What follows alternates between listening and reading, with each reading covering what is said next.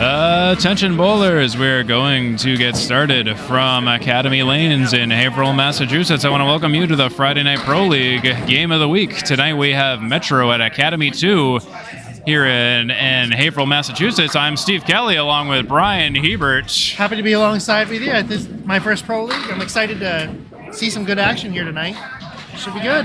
Yep, so longtime viewers of the show may know that it is a 2-box rotation, 5 bowlers to a team. Each bowler bowls 2 boxes at a time, and then we go down the roster, and then we rotate to the top. And tonight we had a late shift for Academy 2. The first bowler will be Dan Allard rather than Austin Barnes, but other than that, the rosters are set. It's Dan Allard, Dave Godwin, Joe Smith, Tim Jalbert, and Jim Ayotte on Academy 2, and then Keith Beaupre, Nate Lees, Al Kecyk, Aaron St. Cyr, and Nick Freshy Zuffelato on Metro. And we are starting out with Keith Beaupre on lane 3 to the left of the headpin, and he's got a few down.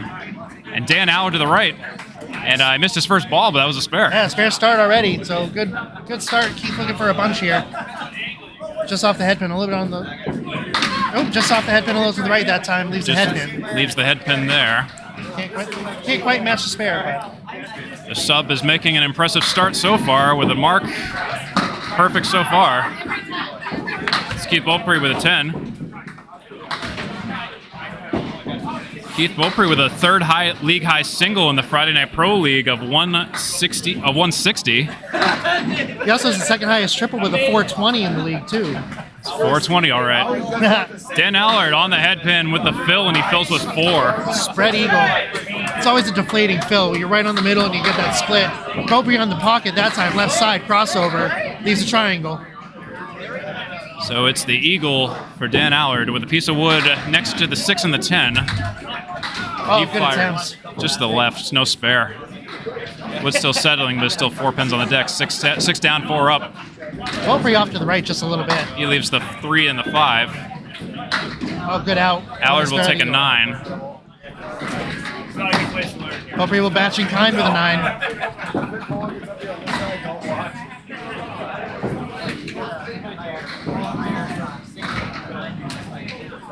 All right. First 2 bowlers up, 23 for Dan and 19 for Keith through the first 2. So our next 2 bowlers will step up on lanes 3 and 4. So we have Nate Lees for Metro on lane 3, and we have Dave Godwin on lane 4.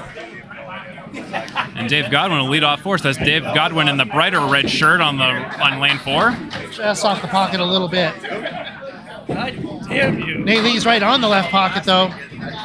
Not a great leave, but a little wood to help him. Dave Godwin, second ball. Hits the headpin and gets a nice spare. Nate Lees tries to answer, and he will. And he does it as well. 2 spares in a row for Lees and Godwin, 10 after 1 apiece. Kind of the start I was expecting from a pro match. Yep, we're going to see plenty of marks. One of those things where it's more the competitive environment. You know, you see someone throw a spare and you just hope you match. Speaking of spares, great one up for John Alosa on lane 2 just now too. Godwin. Oh, Godwin with that bouncy ball off to the left of the headpin, I think. Gets a favorable spare out of that location though. Still got 6 out of it. Lee's right on the pocket for a strike. So strike on spare for Nate Lees. Dave Godwin hoping to match up here with a mark. Oh, off to the right. Godwin overcorrects a little bit. He was way left, and now he's way right.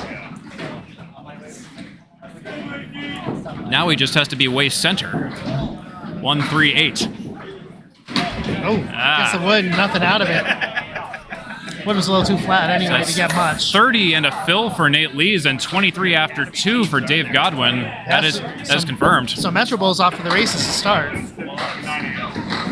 All right, so we're going to move right on down the line to Al Kecyk and Joe Smith next. That's Joe Smith on the right for Academy 2 and Al Kecyk, senior, for Metro Bowl on lane 3. And we're at Academy Lanes in Haverhill, Massachusetts for the Friday Night Pro League Game of the Week. Oh, right on the pocket. Joe Smith's on the pocket, and wow. A little soft hit, Interesting. Though. On the pocket crossover. 9 drop there for Al Kecyk. 7-10-6 for Joe Smith, meanwhile. That wood is going to be difficult. Both of them. They're both very flat. Oh! Oh! Well, that's the way to play it. Spare. And a matching spare for Al Kecyk as well, so... Both those, I mean, anytime you see a flat wood like that, you're always kind of hoping you hit it and something happens. Yeah, and that's the kind of Academy leave where the pins kind of fall late and the decks are odd and the wood just rolls very, very oddly. Yeah, and we're here in the red room, which I honestly find gets a little bit softer, like slower pin action especially compared to the green room, but even the blue room. That was my experience on Sunday when I was bowling my ACST match. You had to hit lighter in here. Little like that. That's a headpin shot for Smith. Just off the headpin for Al Kecyk. So he'll only take Smith's got the diamond left, and yeah, Kecyk's got quite a bit of work ahead of him right there. Diamond though. Diamonds are not fun. Smith on the diamond, and he breaks it for a spare. Kecyk off the headpin again, just a little to the right this time. Kecyk on the 157. The sleeper pin, the 5, is behind the 1, in case that's difficult to see. This is one where you just hope to get 9. Spray and pray. Yeah. On the head pin, he'll take an 8. Spray, but the pray was not answered for him. So Kecyk has 21 after 2. Joe Smith has 26 in a ball after 2. So 4 marks out of a possible 6 so far for Academy. 3 marks out of a possible 6 for Metro. So before we factor in the 4 marks, marks, sorry. No, 3 marks, yeah. There's one mark apiece per team, but at the moment we do have Academy 2 just up by 2 pins right now. So still tight, still early, but still a tight game. Nate's got that strike fill though, as opposed to the spare. Tim Jalbert on lane 4. Just left a of the little headpin. off. Aaron St. Cyr, he can put up a lot of points really quick. He'll hit it full that time. Spread eagle with a clipped wing. Takes the 7 down. Jalbert on the 1-6-8-10. He just takes the 6. Punches straight back. No mark. St. Cyr with the eagle minus the 7. And he gets by. Runs down the right side, can't get the left. Jalbert for the conversion for the 10. He'll take a 9. Take 2 of the 3. 66% of that shot. St. Cyr. Missed to the left. Rare miss. He'll take an 8. Tight match, 1 box before we move to our anchor bowlers, before we move to the top of the roster.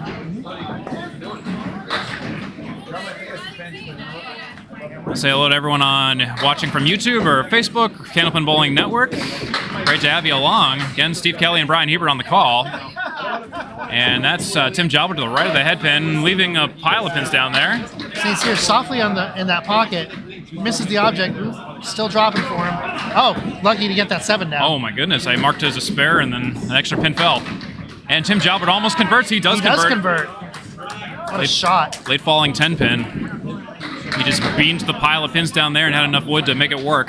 St. Cyr on a single. Oh, and too far right. Oh, but he gets it anyway. Ball off the sidewall. That little pinball action there. That's definitely like an Academy ball of some kind. You ain't kidding. So St. Cyr and Jalbert are done. St. Cyr 18 after 2 and a ball, and Jalbert 19 and a ball after 2. Now we say hello to our anchor bowlers, Nick Freshy Zuffelato of Metro Bowl on lane 3, and Jimbo Ayotte of Academy 2 on lane 4. First time we'll see our anchor bowlers squaring off, and it's going to be exciting. Jimbo Ayotte will start first. He's on the pocket. And that's why they're the anchors. In the meantime, a little to the left of the pocket, but he gets a favorable drop there for... That's the 1-3-6. Freshy told me he was fighting a bit of a cold tonight, so we'll see how much that affects the performance, but he said he'd rather be sick now than at Worlds. That's a fact. That's coming up.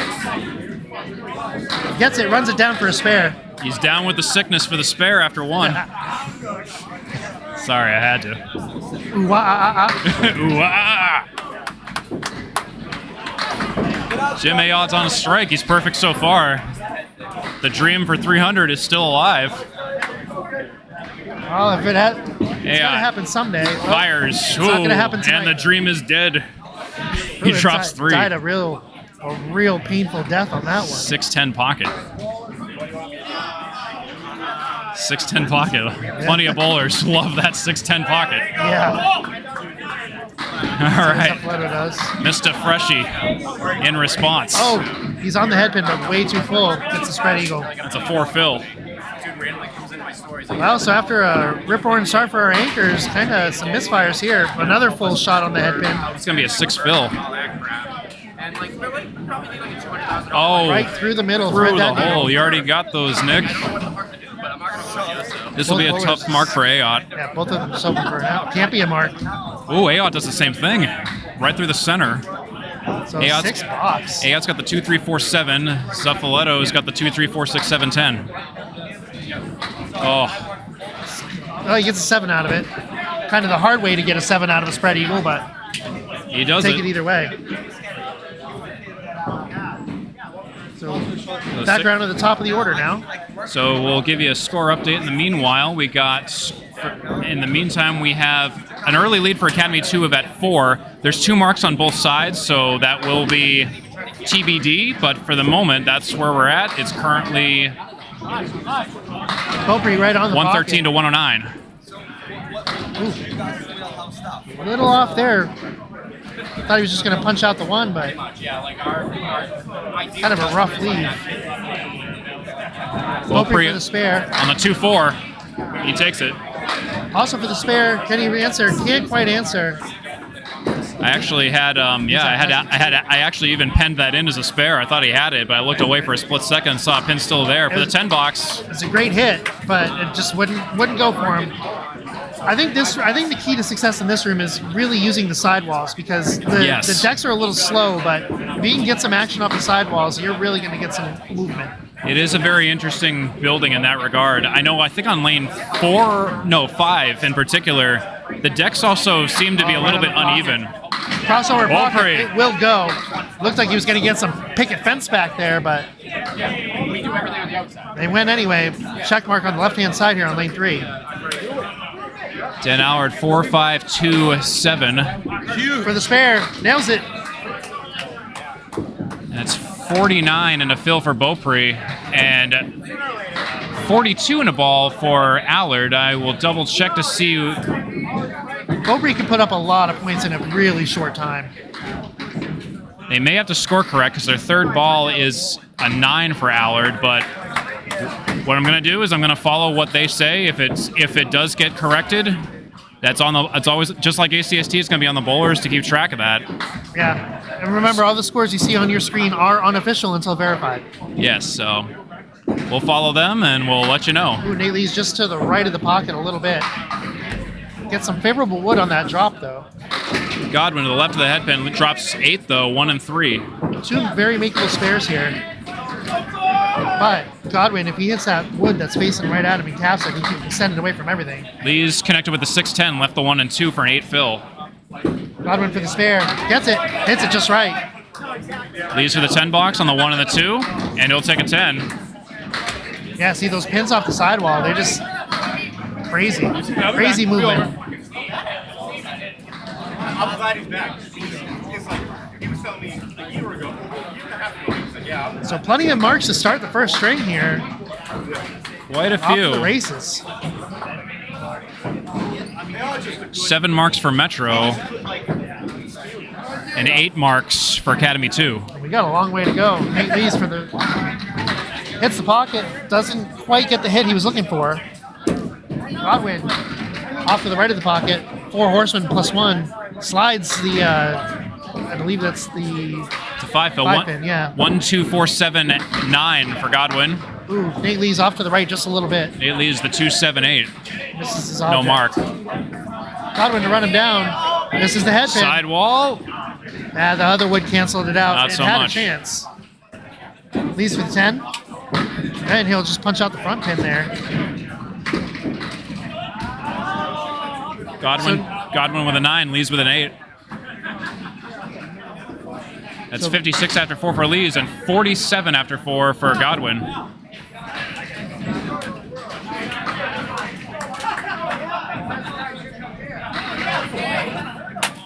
All right, so we have Al Kecyk on the right in the slightly darker maroon shirt on lane 4 for Metro Bowl, and on the left, Academy 2. is Al Kecyk. Yes. I got thrown off because he has a Senior. nickname of Ice up on the scoreboard up there, so took me a second to recognize. But Delivers right on the head pin, hits it full, gets a split. That's the 8 and 10. 8 fill.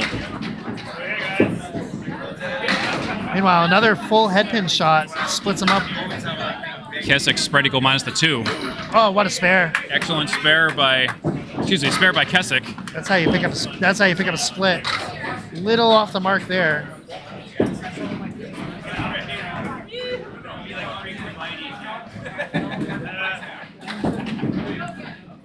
And he'll settle for an A box.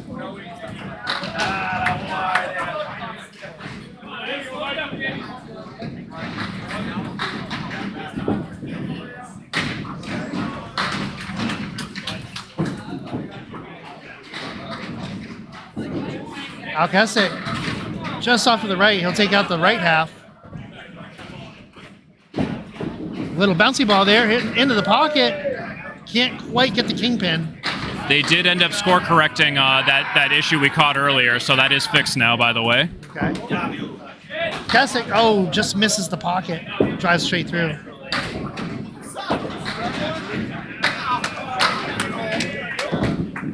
And that's a spare for Mr. Joe Smith. Yep. Kecyk, they'll have to settle for an A box. Kecyk sits at 44 after 4, and Joe's at 49 and a ball after 4. So we'll move on to Aaron St. Cyr and Tim Jalbert next. Aaron St. Cyr is on the right this time in the maroon shirt. Tim Jalbert in the brighter red on lane 3 on the left. Here at Academy Lanes in Haverhill, Massachusetts, you're watching Candlepin Bowling Network, CBN, the place to watch the bowlers, and you're watching the Friday Night Pro League Game of the Week. St. Cyr will start off on the pocket. Hit. It's an excellent 9 fill. And another pocket on the left side, crossover. Unfortunately, he leaves a split. Makeable spare, but not an easy one by any stretch. St. Cyr 27 after 2. Jalbert's 26 after 2. Ooh, he missed to the left. What a spare. That's how you answer. That's the pressure right there. St. Cyr missed a single on the 7. And he'll play the wood to catch 10. That'll be a PGS. We'll extend the collection basket later on, if we don't get a, punch in the face or something. Yeah. Aaron St. Cyr steps up again. For the fourth box opener for Aaron St. Cyr on lane 4. On the pocket. 3, 8, 10. With a little wood to help, and another spread eagle. 4 fill for Tim Jalbert. 37 after 3 for St. Cyr, 40 after 3 for Jalbert. Yeah, this is one of those houses where if you're full, it's going to keep you honest. St. Cyr on lane 4, 3, 8, 10. He won't quite get the 10 pin. Ball is still on the deck. Jalbert plays the left of the eagle. Yeah, No mark for either bowler. If that ball doesn't go down, somebody's got to go get it.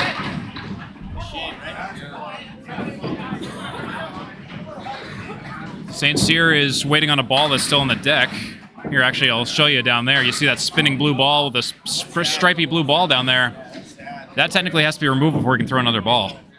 So that's why we're paused at the moment. Yeah, it's just going to settle right there, too. Yeah. So You don't see that too often, but get a lot of sidewall action. That can happen. So we have someone going down there to clear it out.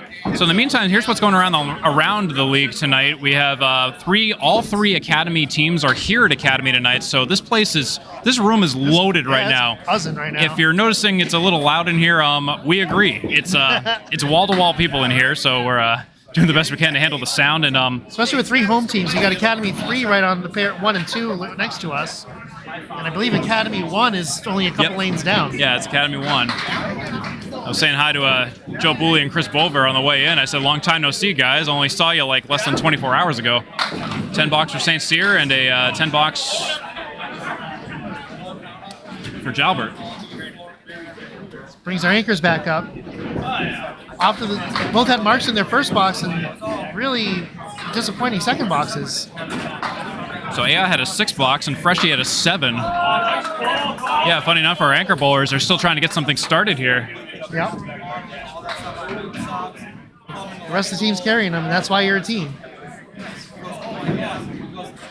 Hits the wow. Freshy not in the pocket, but gets A lot of soft pocket hits. an okay leave, but he's got work to do. 1, 2, 6, 10. And Ayotte on the pocket. That's Strike. a strike.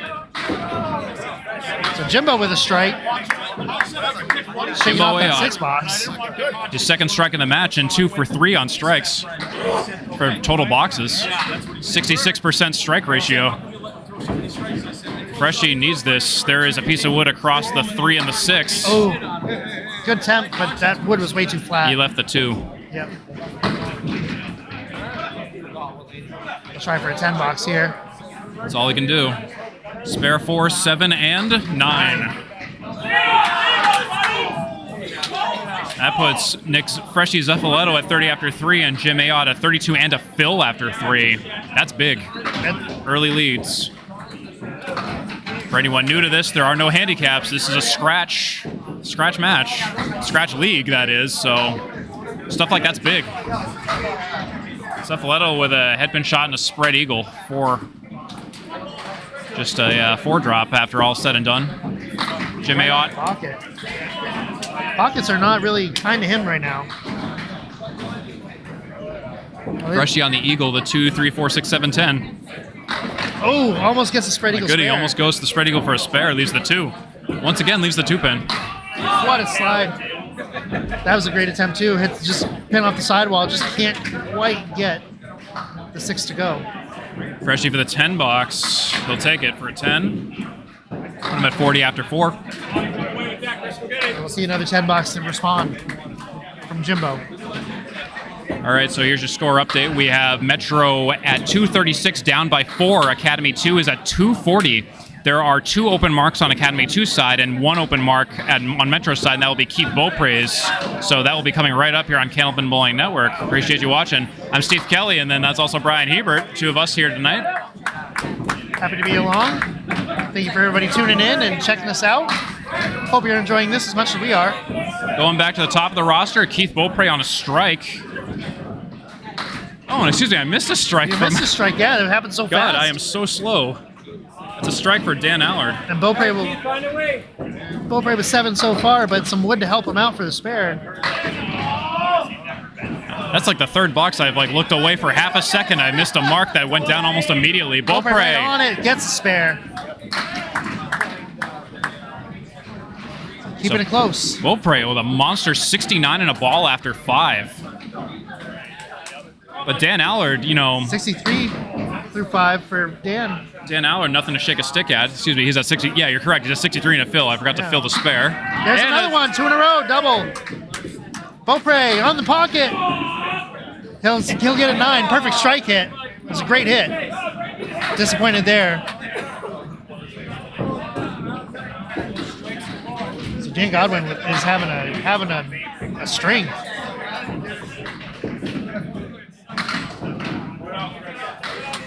Beaupre for the spare. He'll miss it just to the left.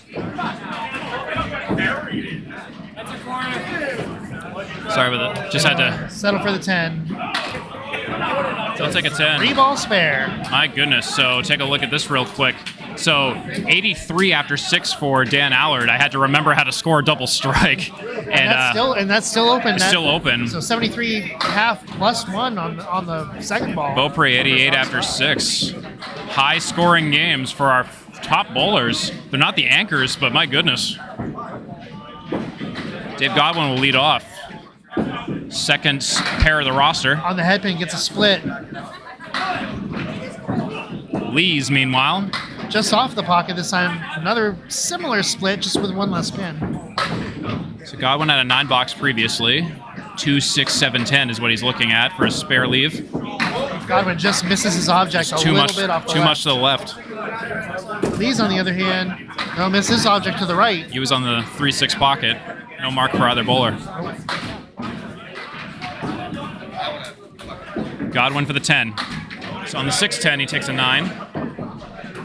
Lees, in the meantime, He'll take an 8. It should be 64 after 5 for Nate Lees and 56 after 5 for Godwin. That is confirmed.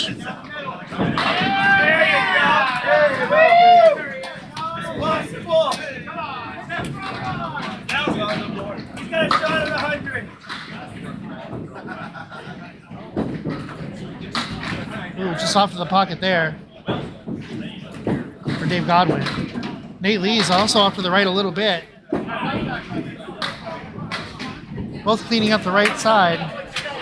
Lee's is a 5 drop. Godwin. On the head pin, but a little... That was an odd hit. Yeah. He left the 2, 5, and 8.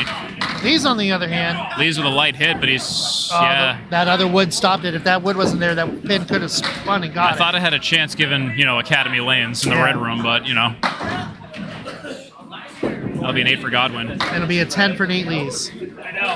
74 after 6 for Lees. 64 for Godwin. Academy 2 is up by 3. 296, 2 Metros, 293.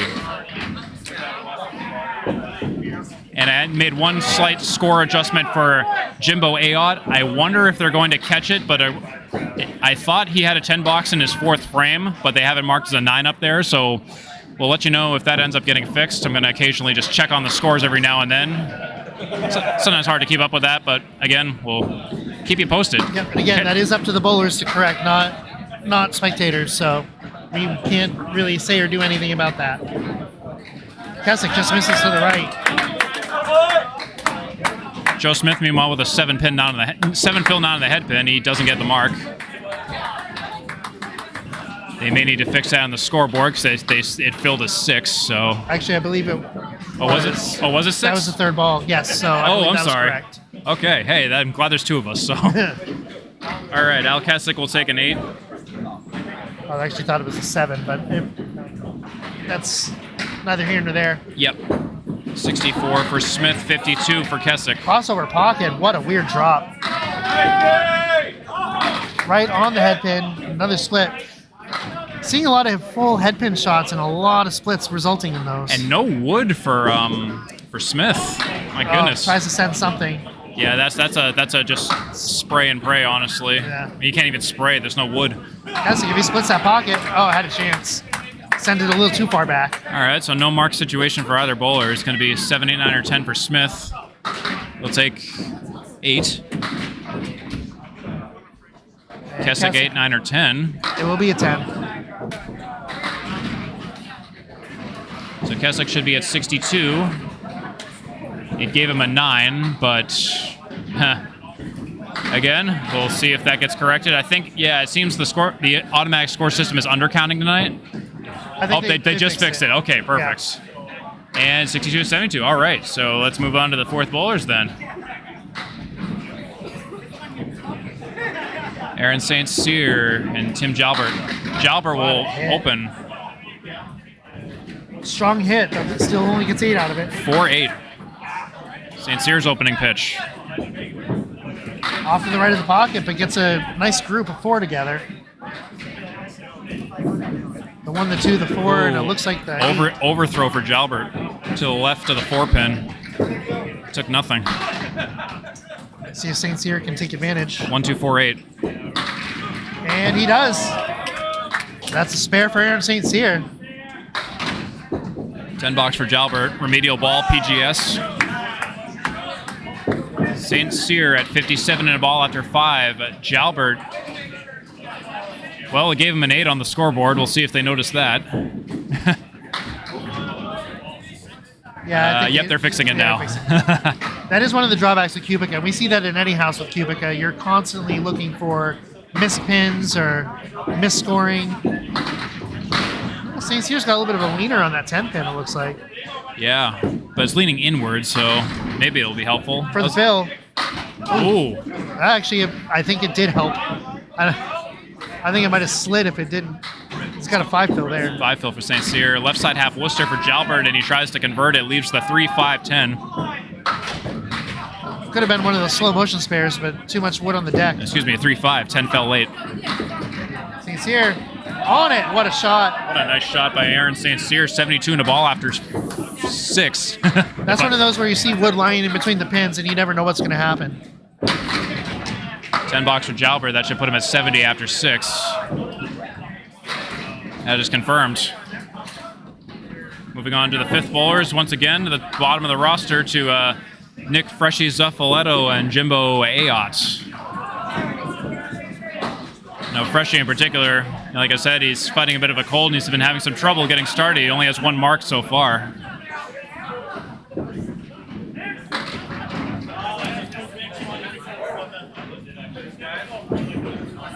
But their teams are certainly carrying them and picking them up too.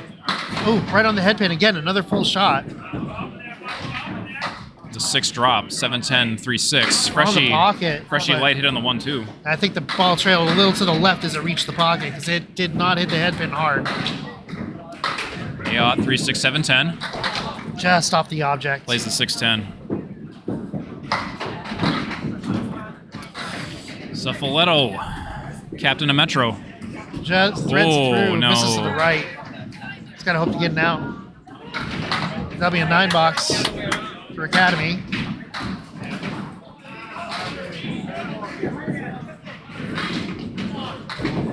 Well, gets half of them, so settle for an 8 box there. So neither of our anchor bowlers can really get going consistently here. We see some good shots, but a lot of splits too. Jimbo just off the pocket again. He's the 1, the 2, the 4, and the 10. Nick Zuffelato on the pocket, another soft pocket hit. Leaves another split. Plenty of wood on the deck though. Just got to hit it and see what happens.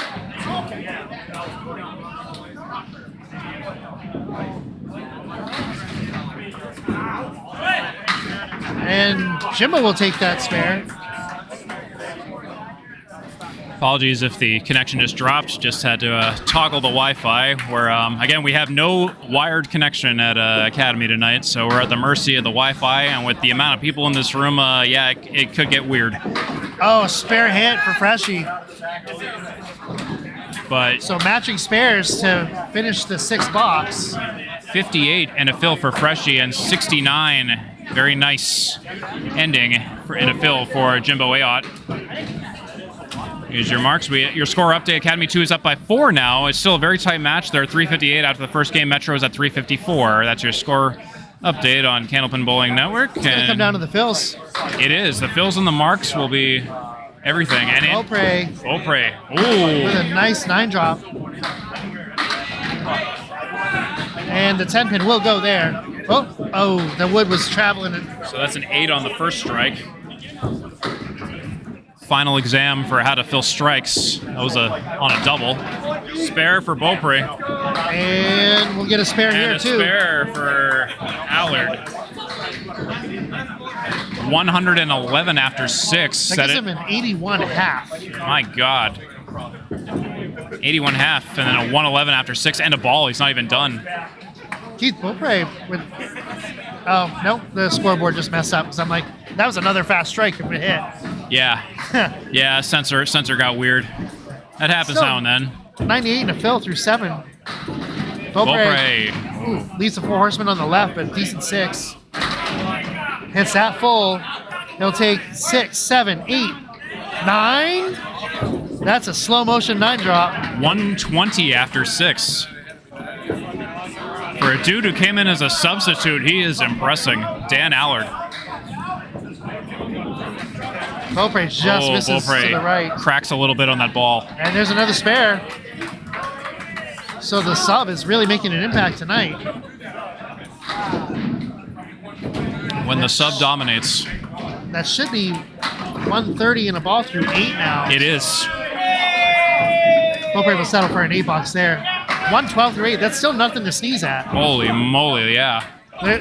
Here, take a look at that real quick on the big board. In the grand scheme of things, 130 after 8 for Dan Allard and 112 after 8 for Keith Beaupre. Holy moly. A lot of triangles in that score sheet. It's all about them triangles. Triangle again. Triangle. All right, so we got Nate Lees in the maroon shirt on the right, who will lead off on lane 4. And then we have Dave Godwin on lane 3. We also got some action. Steve Poulin was just got a double strike on lane 2. Nate Lees all over the pocket. Leaves just the 10. Godwin on the pocket as well. Leaves just the 7, so mirror images of each other here. A lot more wood for Godwin, though. Single pin spares in mirror image, but Dave Godwin has more wood. Nate Lees first. He'll get it. He'll take it. Right on the bullseye. This is one of those wood lays that could fly all around just like that. Oh, yep. And yeah, that's an Academy Red Room special, especially if you hit it too hard like that. I probably would, yeah. If he hit it on the right side, he might have had a shot. Kind of saw that coming from a mile away. That's a 10 box, unfortunately. Missed the second, get the third. You know the rest of the lyrics. Yep. It's Paul Grant's favorite song. All right, so that's 73 after 7 for Dave Godwin, 84 and a ball for Nate Lees. Well, I was expecting some high scores, and we're definitely seeing some. Nate Lees, for the fill, he's off to the left. He'll only get 3. So, rough drop there, but leaves a bunch. Godwin also off to the left with a real ugly punch. Come on, Iggy, let's go, baby. Why not throw one? That just drove everything straight back. Lees off to the right this time. A little off the mark. Suddenly both bowlers having some trouble. Oh, And no mark for Godwin. No mark for either bowler. Godwin had a better shot at that if he had hit the pocket. Lees has a center diamond, a 1, 2, 3, 5, and then he has the 10 in the back right corner for 10 box. Lees on the headpin, he'll take the 8. Hard fought 8 there. Godwin will clean it up for a 10. Godwin's at 84 after 8. Lees is at 95 after 8. Confirmed.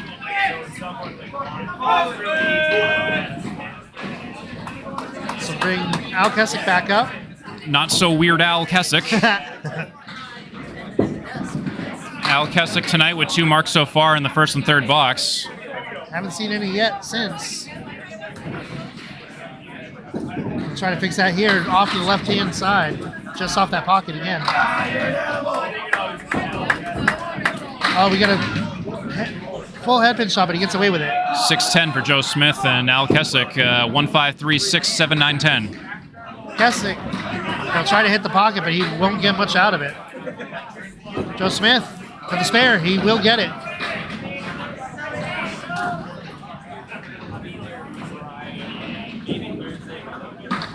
Kecyk will settle for an 8. But that drop is probably the best he can hope for. Kecyk at 70 after 7. Smith at 82 and a ball after 7.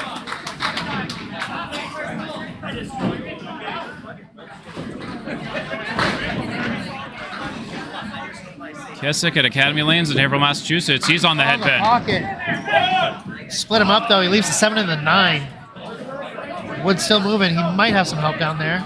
Joe Smith, in the meantime, right on the headpin. He'll take a strike. That's a strike on spare for Joe Smith. 102 plus a fill after 8 for Joe Smith. Kecyk has some wood here to help him. I think if he tries to redline that one that's flat, it has a chance. Really just can't cap that front wood. For the spare. Instead, Wow. everything will fly around. Not what I thought was going to happen. I thought he hit it where he needed to. It just pinballed everywhere. I think it covered like every wall you could think of and the ceiling. And it'll split the uprights for the 8. So probably a little bit of a disappointing result there on a good ball. 78 for Kecyk, 102 for Smith. Move on to Aaron St. Cyr and Tim Jalbert. Aaron St. Cyr is on a spare. Aaron St. Spare, you might say. Ah, nice. I'll see myself out. There's a door. There's a door right over there. Yeah, if you do, grab some coffee. St. Cyr has an opportunity to inflict some St. Cyring pain here if he can fill this well. Some St. Serious drops here. I'm very St. Serious. He dropped 7. Lucky to get out of that without leaving a a spread eagle there. Both of our bowlers here hit it full, right on the headpin. St. Cyr 247. I don't like how flat that wood is, though. That's going to be a challenge.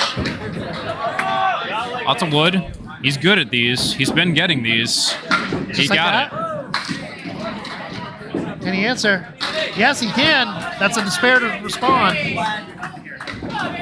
Wow, he got that. Yeah. I can't believe he got that. I looked That was a away to great input shot. the spare, and I can't believe You're missing all the really good shots here. every time I look away to input a score, somebody gets a mark.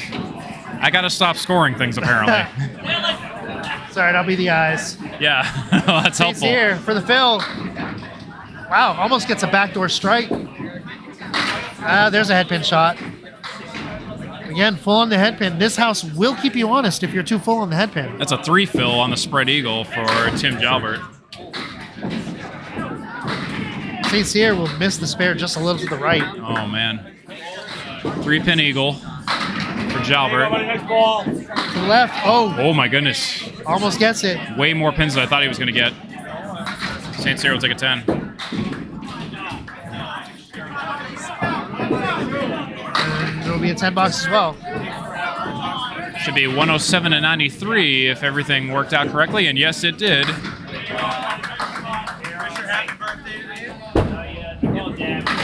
Move on to Nick Freshy Zuffelato, who's on a spare, and Jimbo Ayotte, who's also on a spare. Yeah, so maybe our anchors are going to heat up here. Of course, there's still 2 more strings after this, so they got plenty of time. Waiting on Freshy, who's apparently not even on the approach right now. So here's a quick snapshot of the scores just in the meantime, just while we're waiting here. Again, Nick Freshy Zuffelato is on a spare at 58 after 6, and Jimbo Ayotte's at 69 and a ball after 6. All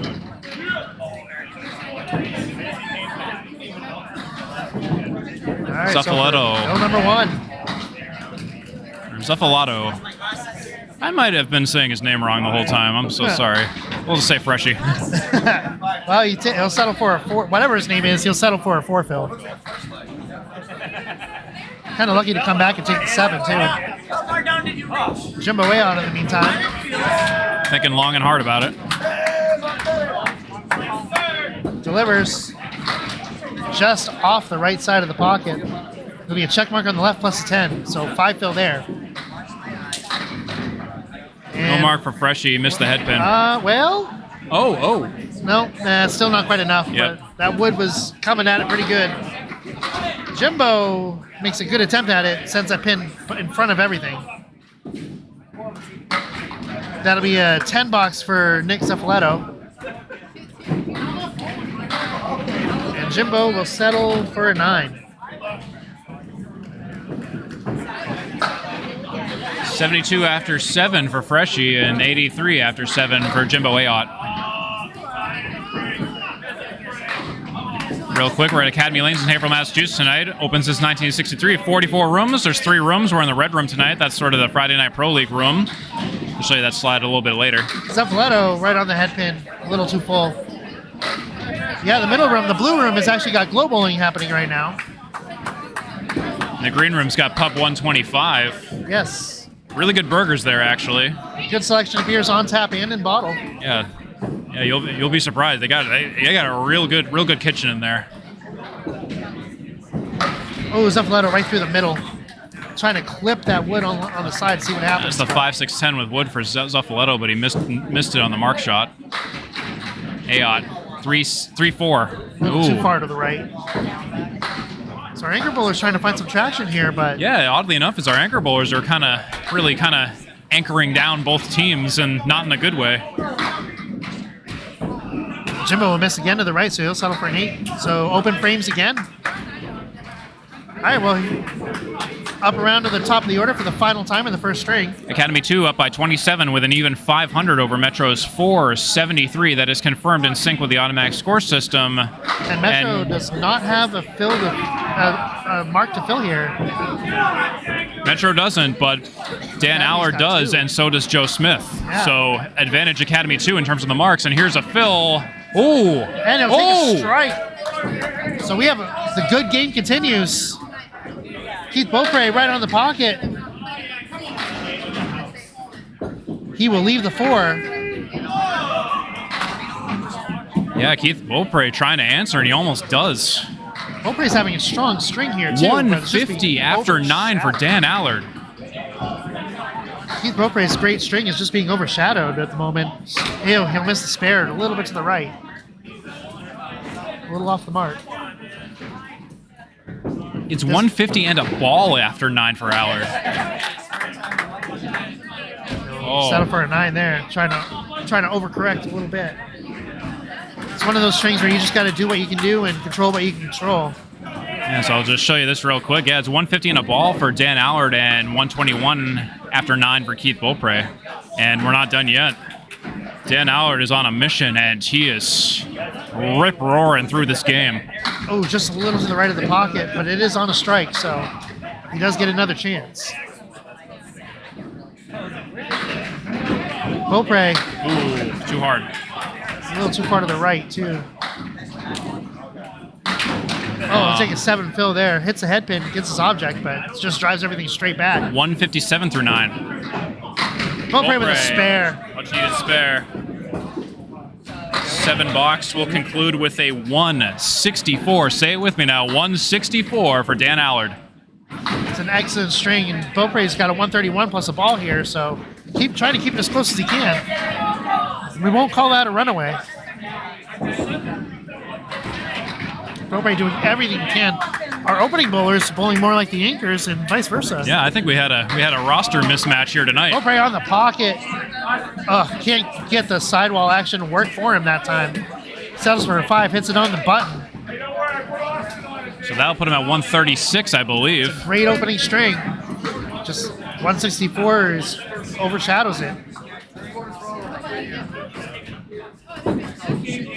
And I'll show you that real quick. 136 to 164. Statement opening games by our bowlers at the tops of the roster. And Dan Allard is a substitute tonight. Didn't even know he was bowling until we started. Godwin leads off. Leads off of the pocket, just off to the left. Another split off of it, though. Nate Lee's just to the right of the pocket. This sleeve looks familiar. I never mind having this sleeve. It's always pretty when it goes. The 1, the 2, the 7, and the 10. Godwin 5, 6, 10. He plays the left of the 5 like he should, but he doesn't take the 10. Yeah, it was a little too flat for him that time. It's a hard shot. Lee's right on it. Lee's feasts on that. Again, pretty shot when it goes. He must have been watching my short on the ACST on Candlepin Bowling Network. I made that shot on Monday night in my match. Yes, you did. By the way, you should check out Candlepin Bowling Network and check out our YouTube shorts. That was almost the same leave. I forget if it was a mirror image of it, but I made that shot. Check it out. A couple times that night. It's not a difficult shot to make if you can just hit your objects. Really, hit the pocket.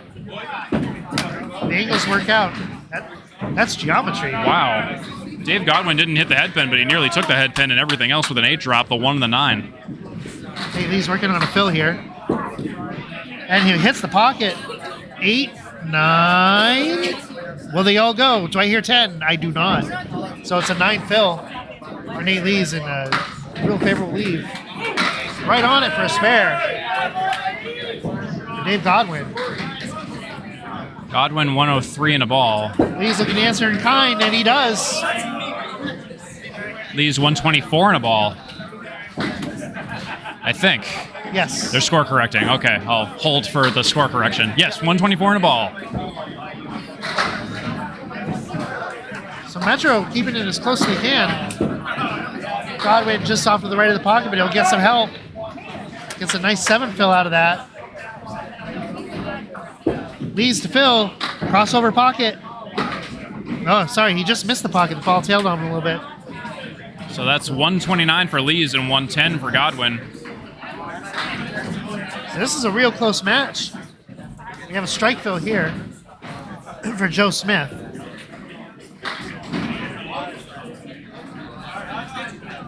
It's Joe Smith and Al Kecyk Sr. stepping back up.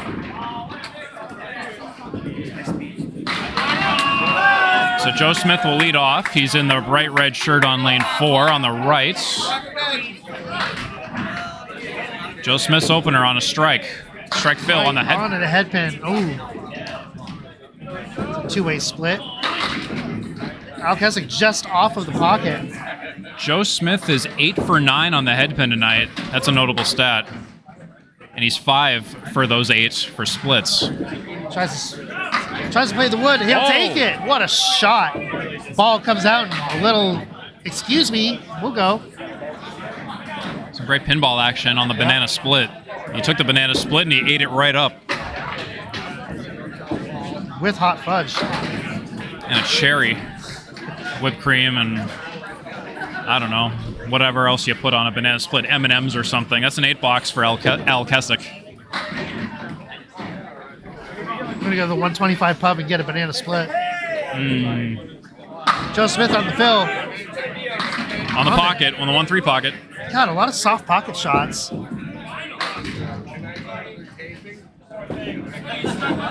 Al Kecyk just to the left of the pocket. That'll be the 1, the 3, the 7, the 9, and the 10 left. Oh, what a sweeper. Joe Smith with a real pretty spare.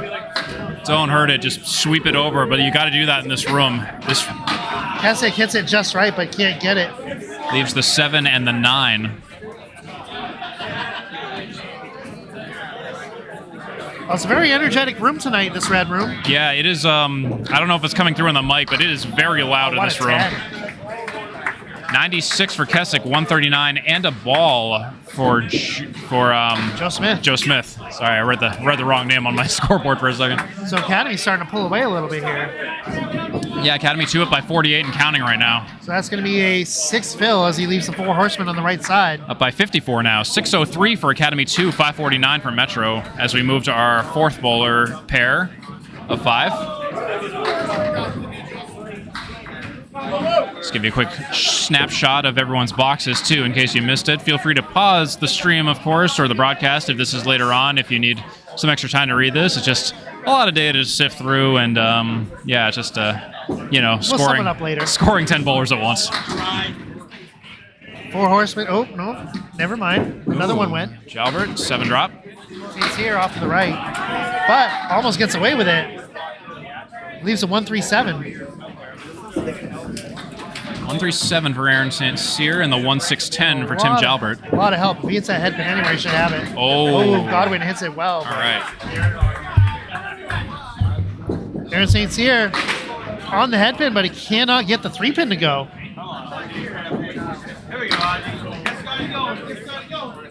It's a 10 for Jalbert.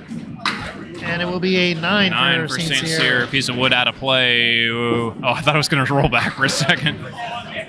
Like a Walmart. Would you have been surprised if it did? Yeah, would have been like a Walmart rollback. Do they still do that at Walmart? The rollback? So. Or is that like a 90s thing? I mean, it started in the 90s, but it's been kind of their thing for years. Oh, they didn't turn off ball detection. That's going to mark a couple of strikes. No, it's going to mark them 9. Or 9? Or they got it. They got it. Okay. I realized, ball detection's not off. Yeah, Cubica, you got to really make sure that although we kind of used to have to do the same thing in Lita, too, with the halt button. Yeah. On the old system.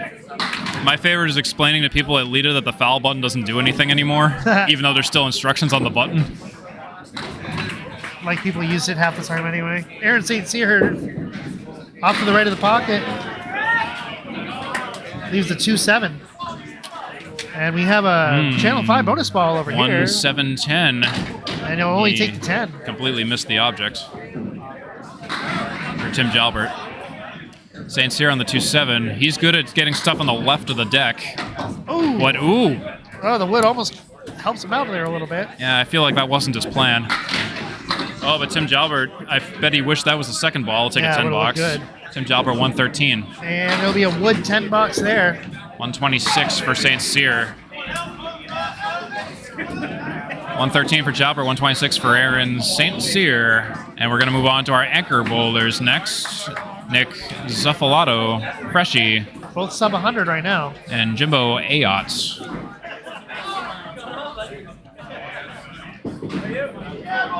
Ayotte will lead off first on lane 4 at Academy Lanes in Haverhill, Massachusetts. The right side, half Worcester. I think this is the first half Worcester we've seen all night. There was one other. It was on the left side. I forget whose it was. I forget if it was actually Jimbo's or not. Almost saw another one there. Well, it has a little more spin on it. Ayotte, half Worcester conversion, and a little too full on the 1-2 pocket. Leaves the 7-10-6. Zuffelato, 1-3-6-4 and 7. Splits it just nice, but Object pocket, but too full. yeah, ball doesn't carry. Oh boy, I don't know if that was a legal 10-pin hit. We'll see. Yeah, I couldn't see it. My vision See was what they blocked from say. here. Yeah, same. 9 box for Freshy. It looks like I'll pen it in. Looks like they're gonna leave it as an 8. Yeah, I'll pencil it in as an 8, and I'll let you know if they change that. My eyes weren't fast enough to tell myself. Yeah, no move to change it, so I think it's gonna count as an 8. Jimbo left of the pocket, leaves a 4 horseman on the right side. Oh, the wood's still moving. The Pins might still be falling. Yeah. Nope, it looked like it for a second. That wood, though, as Nick Zuffelato hits the pocket and gets another split out of it. Anytime you get wood behind the 4 horsemen, it always is going to wreak havoc on the ball. Both of our bowlers are 6 for 10 on head pins tonight. It's going to be hard to run down. Oh, he gets it. 109 in a ball for Ayotte. Can't quite sweep there for Nick Zuffelato. Freshy missed the object 5-pin and left the 5-pin, took the 6 and the 10. Needs this just to break 100. And he will. That's his 100. No bowler under 100. Yeah, that's incorrect. Their third bowler is 96. Oh, excuse me. No, yep, you're right. Again, I'm blind apparently. That's all right. I'll be your fact check tonight. All right. Ayotte on the pocket. 7. And 7 will be 8 will be the correct number. Ooh, all right. We'll see if they score correct that because that was a late falling pin. We'll see if they catch that. It's always annoying when the please wait thing shows up and then you see touchscreen for further details. It's like, I gotta think there would be a way to disable that, kind of like the old CompuScore system when you disable the animations. So it should be 117. Oh, and I do see it 117. Okay, that is confirmed. Yeah, it must have. 649 to 587. Yep, so we are in sync with them. Okay. And it wasn't corrected, so the sensor did see it at the last second. All right, well, that's good. All right, so let's look at the stats real quick. That's the end of the first game. We are confirmed 649 Academy 2 to Metro's 587. Academy 2 leads by 62.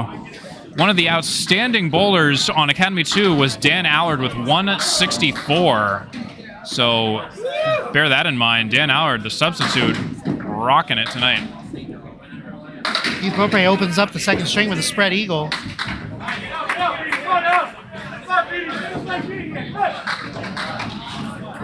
Dan Allard with a split the 5-6. Beaupre, 6-10, no mark. Oh, there's another mark? Oh, and that's a mark for Danny Allard. Yeah. So the train keeps a rolling. Beaupre. He's never a big Aerosmith fan, but they're okay. That's an 8 box for Keith Beaupre. It's more the train reference for me. Yeah, that's true. Wasn't really thinking of a song. That was an interesting foul there, Chris. Yep. Keith Beaupre to the right of the head pin. Drop the score on the fill here, right on the head pin here. Almost with a split. It'll take 8. Leaves a 7-10 split. Got some wood to help. Turned off a little too vertical for him. Didn't stay to boot. Beaupre. Off to the right. Just the right. Danny Allard's going to want to wait and see where this settles because it's going to really affect his shot. I think that could go. Oh, but well, it starts with hitting the object Yeah, wood. he needed to clip that. Beaupre with 10. Beaupre misses the second and gets the third. That'll be an 8 for Danny Allard.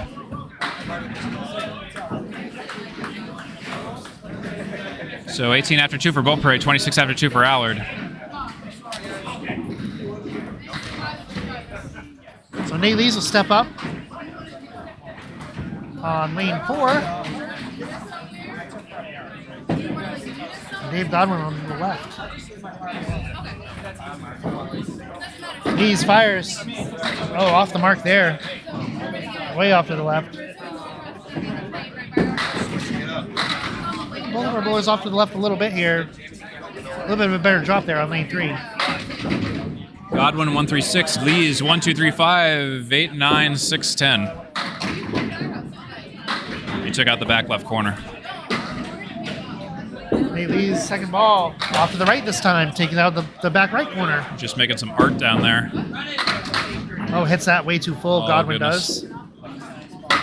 Godwin can be feast or famine with that bouncy ball. Gathers too much speed and goes too full forward.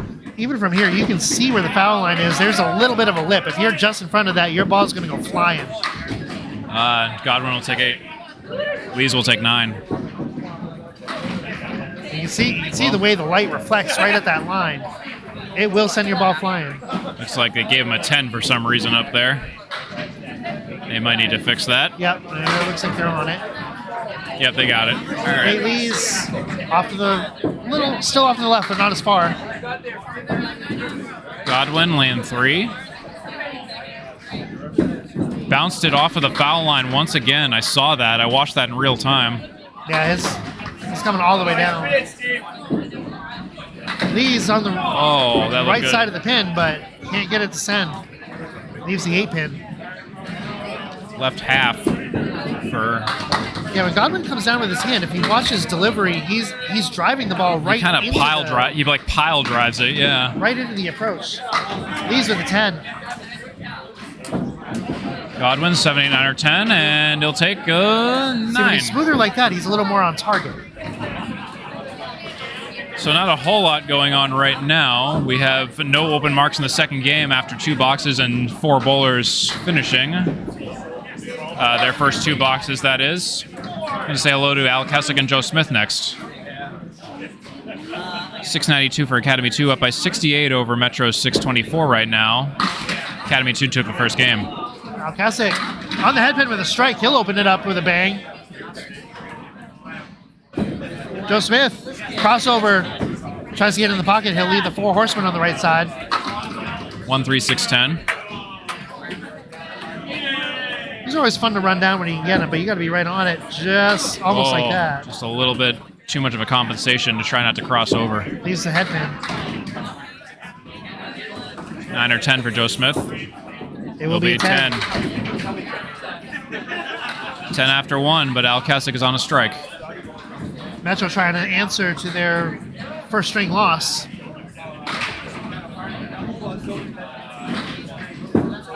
Seems you just have to pull in a sub bowler to really get the advantage. Are you advertising for yourself? I mean, I could be. I mean, I'm taking offers any time, but Kecyk will take 5 for the first ball there. Joe Smith on the headpin a little, but leaves a split. Kecyk, he'll settle for a 9. He leaves the headpin. Joe Smith just off his object. Was Kecyk on the headpin at the beginning there? I missed it. He was. He was? Okay. Yeah. Kecyk on the headpin there. Oh no, I'm sorry, he wasn't. He left the headpin. Oh, okay. My bad. That was a dumb answer to a good question. Dumb answer to a good question, yeah. All right. It'll be an 8 box for Joe Smith. I'm sorry, it'll be an 8 box. My God, what am I talking about? No, I was right. Yeah. Yeah, my God. All right, I swear we'll get with it eventually here. Yeah, I swear we'll figure this out at some point. I think you're getting munchies from all that stuff wafting in from outside. Yeah, whatever was just coming in from the emergency door that was propped open, yeah. Welcome to Massachusetts. Aaron St. Cyr on lane 4 in the maroon shirt on the right. He'll lead off. Left to the headpin. Ooh, real ugly leave, too. Jalbert on the headpin, 1-3 pocket, drops all but the 4. Buries it. Buries it. Both with some wood here to help. St. Cyr 1, 7, 8, 9, 10. Pretty shot when it goes. Oh, it goes. I didn't think it was going to go that way. I don't know.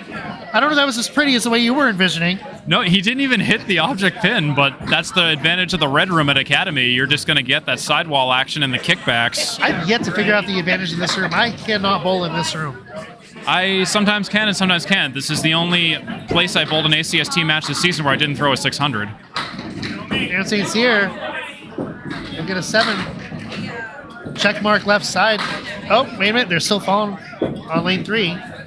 7 fills all around. 7's all around. Aaron and St. Cyr has a favorable wood lie. St. Cyr is 6 for 12 on the head pin tonight, with 3 splits of those 6. Oh, just off the head pin there. St. Cyr's off target. Tim Jalbert Oh, on target, but still won't go. That's hit it a little too hard. The ball jumped over the wood in front of the 7 pin. No mark for either bowler. 8 for St. Cyr, 10 for Jalbert. Hey, diddle diddle, the cat and the fiddle. The ball jumps over the pin. I will see myself out now. I failed rhyming school. So now we got our anchor bowlers coming back up. Although they already got to do a score correct. Gave him a 2 for some reason. Oh, yeah, that was totally a 2. We missed that. Didn't you see it? It's the weirdest 2 I've ever seen. I mean, Chad, didn't you see that? Freshy. Ooh, Wow, what the heck was that on the 2 pin? That was a Mike Tyson punch out right there.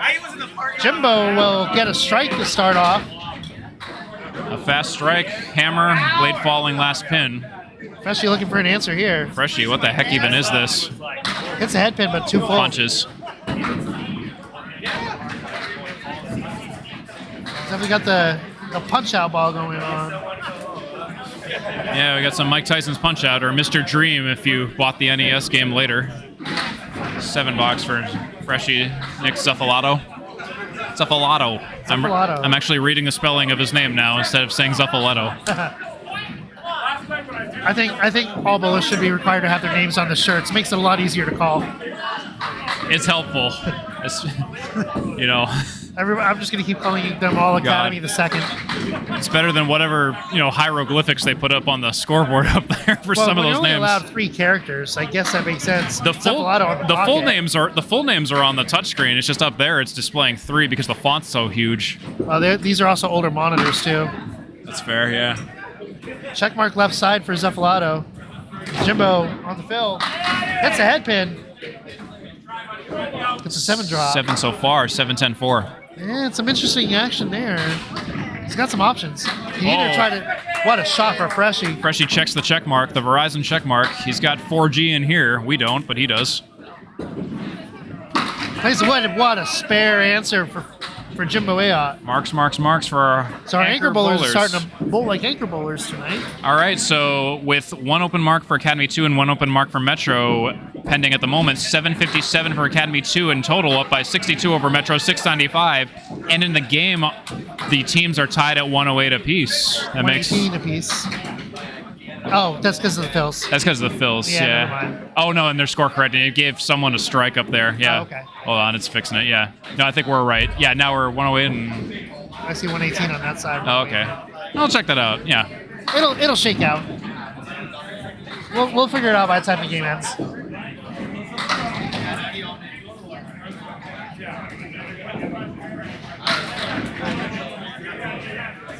Oh, I know why. I forgot to fill the strike with 10. Ah. Got it. Okay, yes, it is 118 to 108, excuse me, in the second game so far. Keith Beaupre on the head pin. Ooh.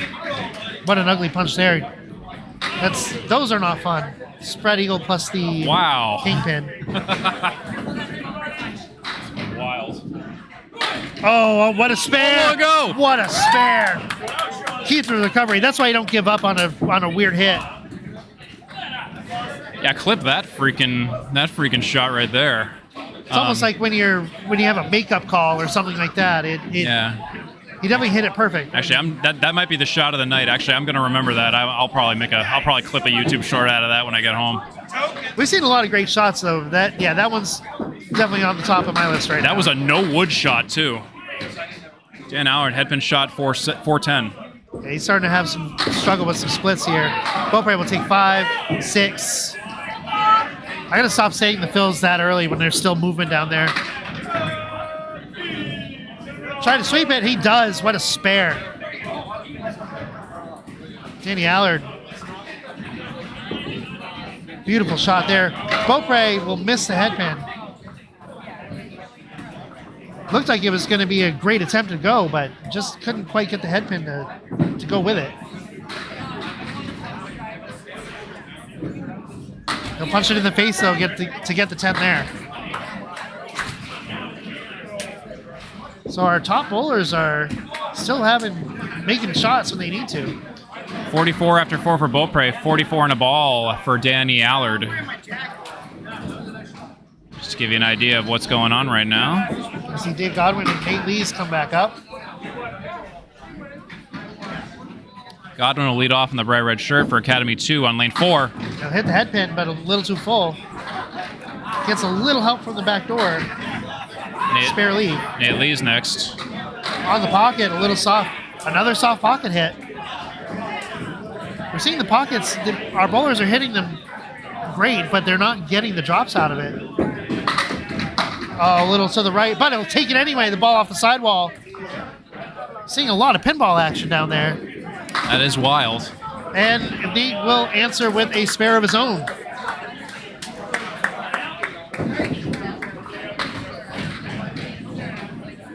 $29 after 3 for Lees, $27 after 3 for Godwin. Both bowlers both have a fill after those numbers. Godwin will fill first. Well, he will, but we have to pause for some lane maintenance. So, hey, at the moment, guys, if you want something to do and you want to bowl for a good cause, might I recommend Candlepins for Cancer? Check out Candlepins #4cancer.com. Sign up for qualifying roll-offs or to donate. That's Al Johnson in that photo on the left and Paul Grant on the right. That was from the Big at 20 Bowling Center in Scarborough, Maine. Godwin on the head pin. And meanwhile, on the head pin for Godwin. 7 drop. 7 fill. Nate Lees right on the head pin himself. Oh, should have gotten a little better than that, but he'll also settle for a 7. That would maybe on the Stereo line. 7s. Well, that was a fine recommendation, Steve. Candlepins for Cancer is a great cause. They've raised thousands and thousands of dollars for cancer patients around the country, around the area, in the Candlepin community. I believe they've given out $60,000 or so. And Paul Grant can correct me if I'm wrong on that. It's an unreal amount of money. Going to great places. Everybody knows what cancer can do, and it's just a great thing and a great thing to support. So, encourage everybody to check out the roll-offs, the tournaments going around, or just donate. Or if you just want to donate, you don't even have to bowl if you don't want to. Oh, That's what a 10! Great shot by Nate Lees. That's $10. 46 after 4, and Dave Godwin's at 43 after 4. And of course, Al Johnson and Paul Grant both putting hours and hours and hours of work into that. Not to mention, Al Johnson's also bowling in these himself. Yes. He was bowling next to us when we were rolling off there last week. Kind of fun bowling near a Hall of Famer. Oh, yeah. Yeah, I always look over and I'm like, wow, I'm not nearly as good as I think I am. Well, it's funny because we both grew up watching these guys on TV, and now we get to kind of bowl alongside them. Right, that's awesome. So, Joe Smith off to the right of the head pin just a little bit. Al Kecyk Sr.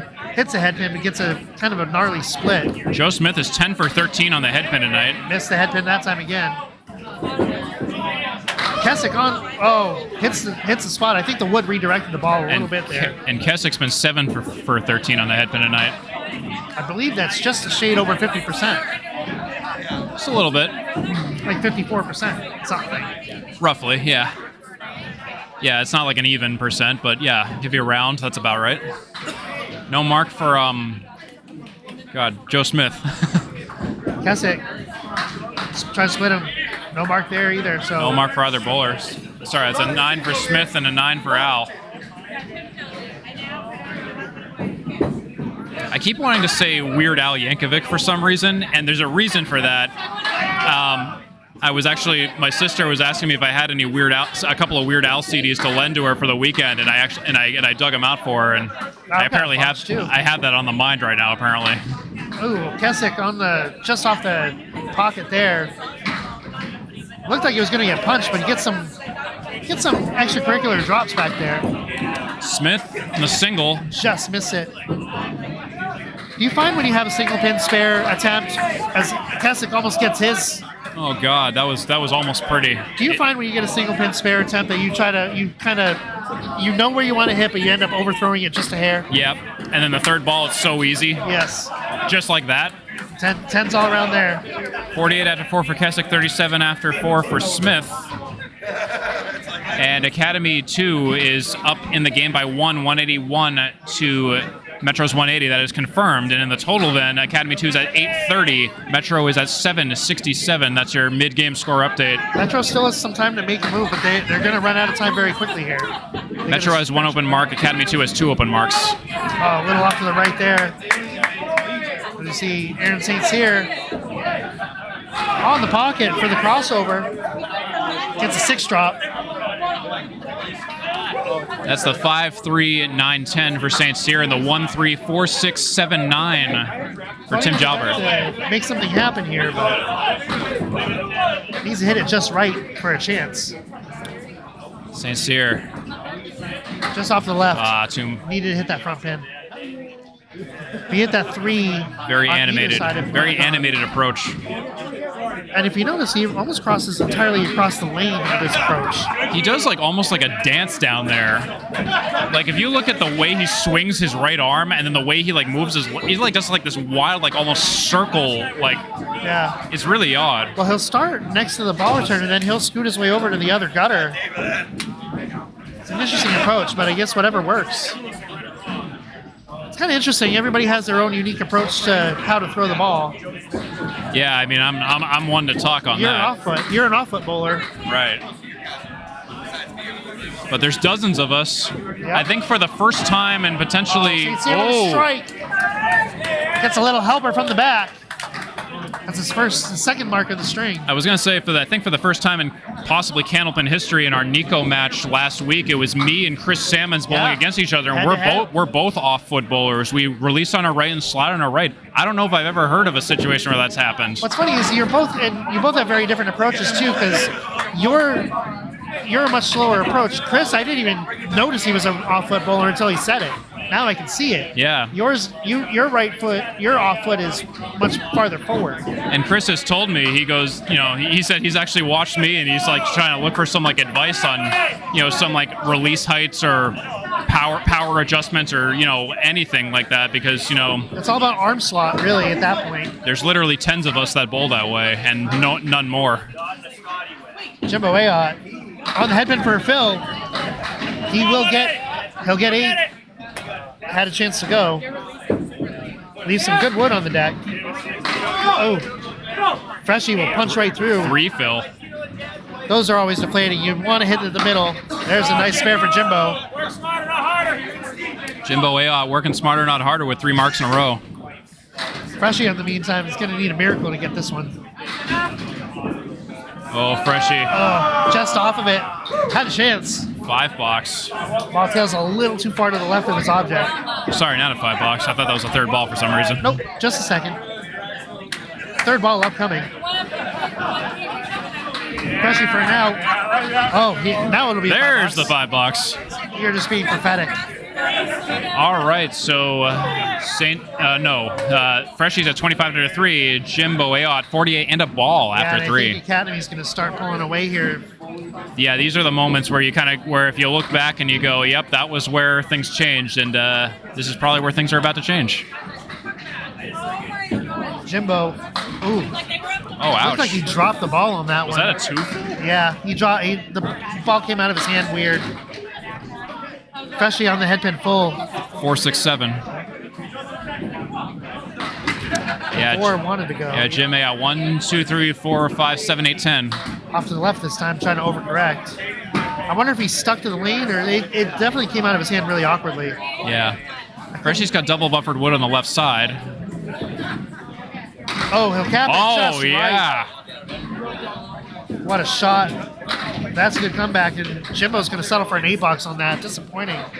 That should put him at 58 after 4, and Freshy's at 35 and a ball after 4. Let's take a look at the detailed scores. That 8 box with the 2 fill essentially turns that spare into a 10. So Academy 2 in Game 2 is at 227, Metro's at 218, Academy 2 is up by 9, and in the total, Academy 2 is at 876, up by 71 over Metro's 805. That is your score update, and now back to the top of the roster. You're watching Candlepin Bowling Network. I'm Steve Kelly along with Bryan Hebert at Academy Lanes in Haverhill, Massachusetts for the Friday Night Pro League Game of the Week, and be sure to check out Candlepin Bowling Network on both Facebook and YouTube if you aren't already. And if you haven't already liked, commented, subscribed, or done any of that, I encourage you to. We have plenty of bowling content, especially lately. We've really ramped up the content in terms of everything on Candlepin Bowling Network. Perfectly.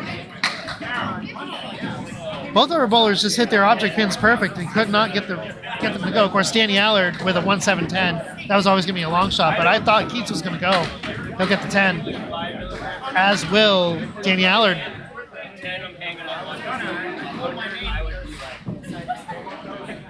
$54 after 5 for Keith Beaupre at the half, and Danny Allard 61 after 5 at the half. Beaupre just off the pocket, he'll leave the 4 horsemen on the right side. Danny Allard 1-2-4-10. That would turn.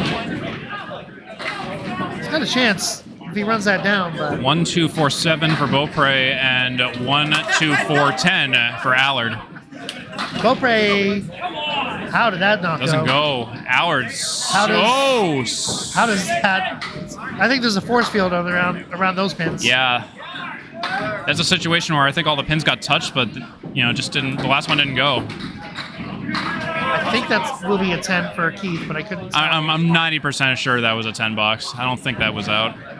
I'm at a slight angle, but I thought I saw that in. Yeah, I got the Cubica score sensor thing down there blocking that entire corner for me. Yeah, it looked okay to me. I don't think I saw anything weird.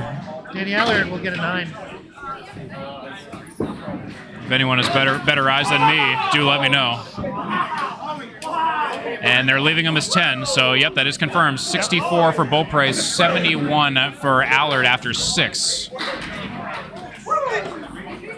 Nate Lees will step up on lane 4 here. Dave Godwin on lane 3.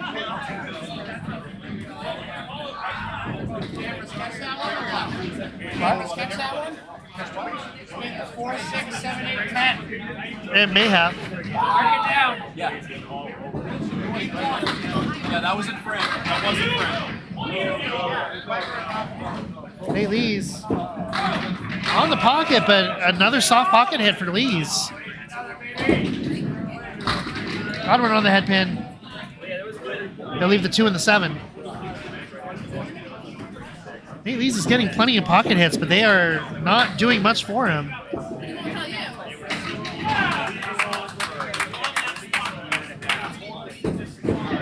Godwin for the spare, and he'll nail it. Lees will leave a banana split on the counter to just melt away.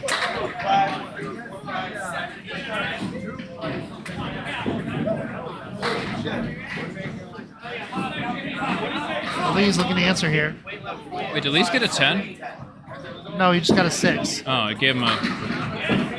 I don't know why I gave him a 10. We'll see if they score correct that. Yes, I would hope so. Yeah, that's a pretty big... that's a rather egregious error on the automatic scoreboard part up there. I don't know. Did we say something or did we just let it go?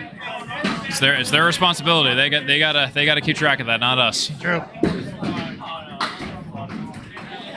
Godwin, I thought he was going to run that down. Doesn't quite go.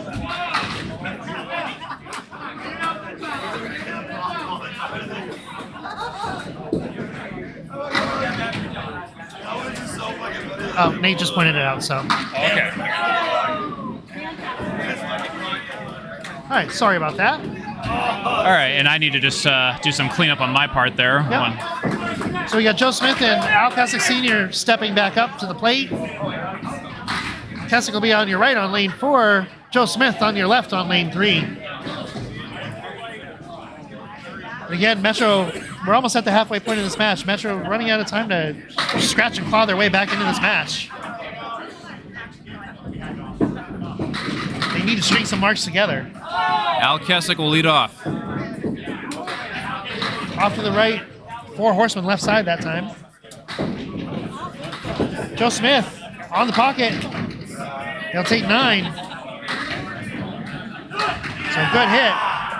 Who goes to a green box to a nice fairway? Kecyk. Oh, I thought he was going to run it down. I think that would interfered. You are the most bipolar bowler I've ever seen. Green box split. Joe Smith misses his spare attempt to the left, so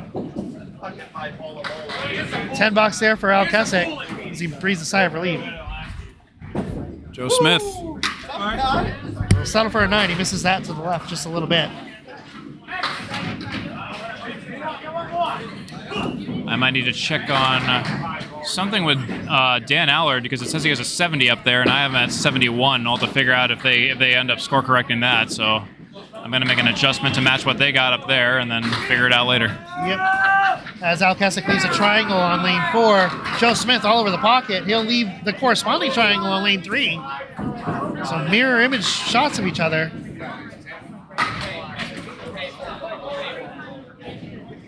Kecyk for the spare. He'll get his. Joe Smith to answer. He drops the ball just a little early. Misses to the right just a bit. The wide shot can. I just made the friggin' 4, 5, 7, 8, 10. Yeah, the wide shot can, just not the zoom. And that'll be a 10 bucks there for Joe Smith. 4, 5, 7, 8. That was so brutal. Oh. I made the 4, 5, 6, 7, 10. So What was that, an 8 box? Yep, that was an 8 box for Okay. Joe Smith. And that was a. Okay. So Aaron St. Cyr looking to fill a strike here.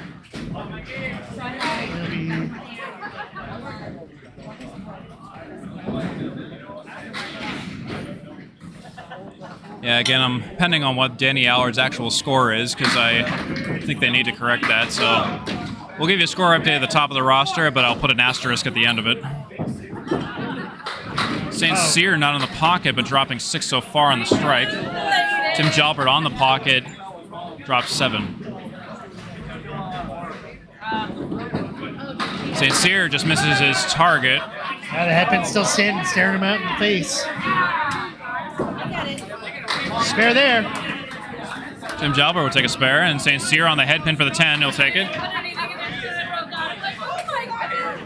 So a couple of missed opportunities there for Metro, but Academy is just putting their foot on the gas. St. Cyr 64 after 5, and Tim Jalbert 55 and a ball after 5.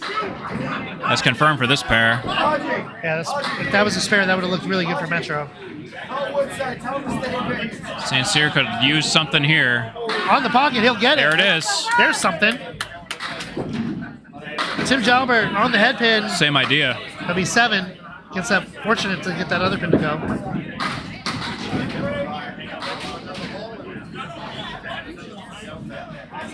Tim Jalbert versus the 2, 4, 7. So he'll try to run those down for a spare. And he will.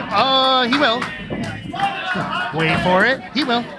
I thought you were still saying wait for it. I was like, there's no pins left. No. I'm trying to tell myself to wait for it because I'm getting a little ahead of myself on some of the calls when I think they'll go. I mean, They get hit perfect. in and this then you get room, them. sometimes you can get away with that. You can say, oh yeah, that's going to go. Just give it like 3 seconds or something. Yeah. But sometimes, the opposite happens. You can hit it direct and it doesn't go because something weird happens. Then it makes me look like a liar, and I don't like that.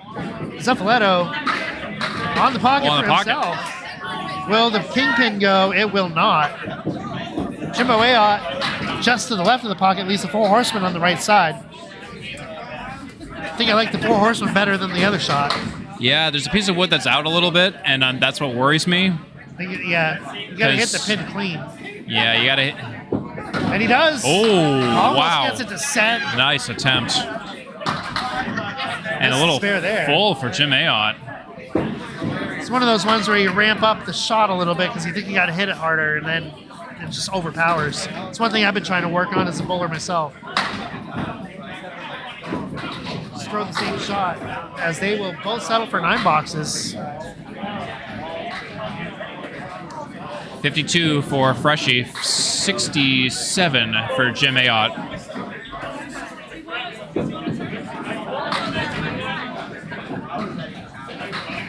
Freshy will lead off first on lane 4. Haverhill, Massachusetts, Academy Lanes, Pub 125, here in the red room, one of 3 rooms, red, blue, and green. The 3 original Pokemon games. Nice. The Japanese ones, that is. Well, they came back with leaf green. That's true, yeah. But originally it was red and green, and then they released a blue as a special edition. The green never came to the U.S. We got yellow instead. But the green and blue versions in Japan are actually quite different. The sprite art is different. The translation is actually quite different. It's really But something. you can definitely tell in some of those games just mistranslations. It's always all your base are belong to us. A couple of years back, I was playing through a ROM patch of Pokemon Green with the original translation, and some of the wording is interesting. You can see why. Freshy. I was a blue version kid. Jimbo with a spare. Yeah. No. I still have. I think I still have my blue version somewhere. I still got my yellow. Yeah, I got both. I started on blue, then I went to red and got yellow. I have a sealed copy of red, actually. Then I went gold, crystal. I think I kind of stopped mainstream at crystal. I hit high school at that point. Yeah, it's valid.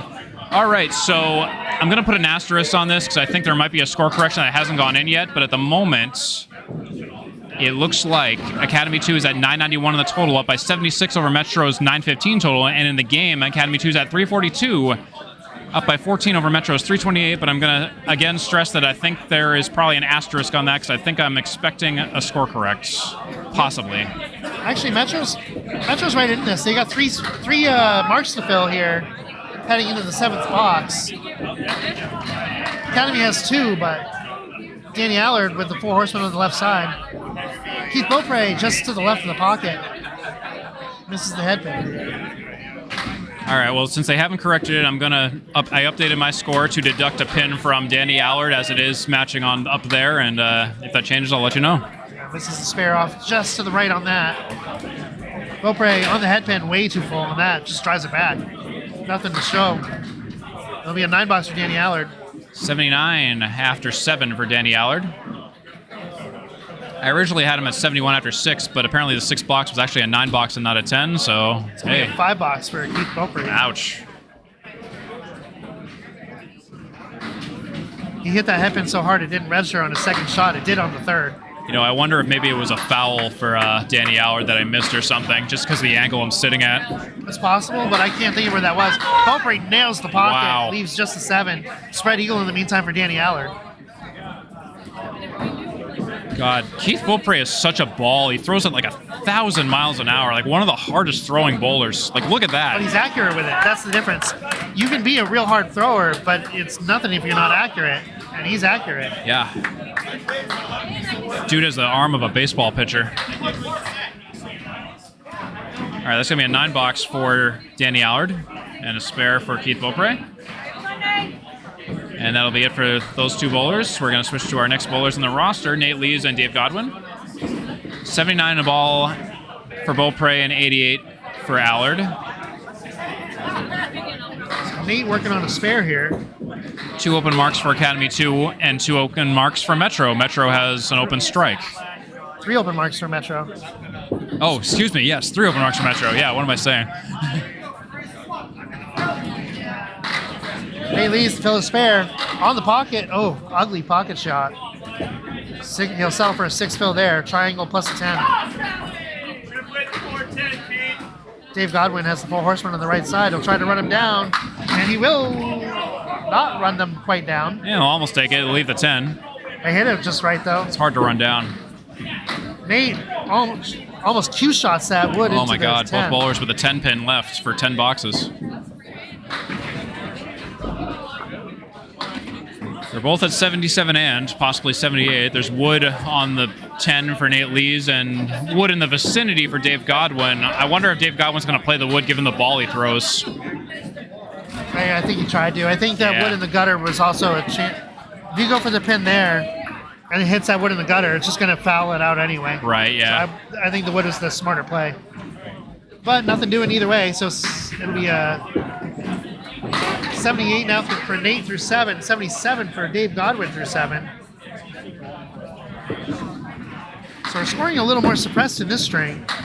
Yeah, it's not quite as exciting as the first, but you know. Still seeing a lot of marks, just a lot of splits to go with them. Yeah, it's less strike on spare on strike action. It's more just sporadic spares. Nate Lees with a late falling. Yeah, I almost would have preferred that headpin to stay if it was me. A rare situation where you don't hit the head, you don't get a headpin stat, but you get a split stat. That just happened to Nate Lees. It's true. Because the ball didn't strike the headpin there. Oh. Oh, ouch. Caps the wood. No mark for either bowler. Dave Godwin on the 2-3-4-7. Nate Lee's on the 3. So 3, 6, 10, 8. Excuse me. Nate will get a 10. That's the ball he wanted last time.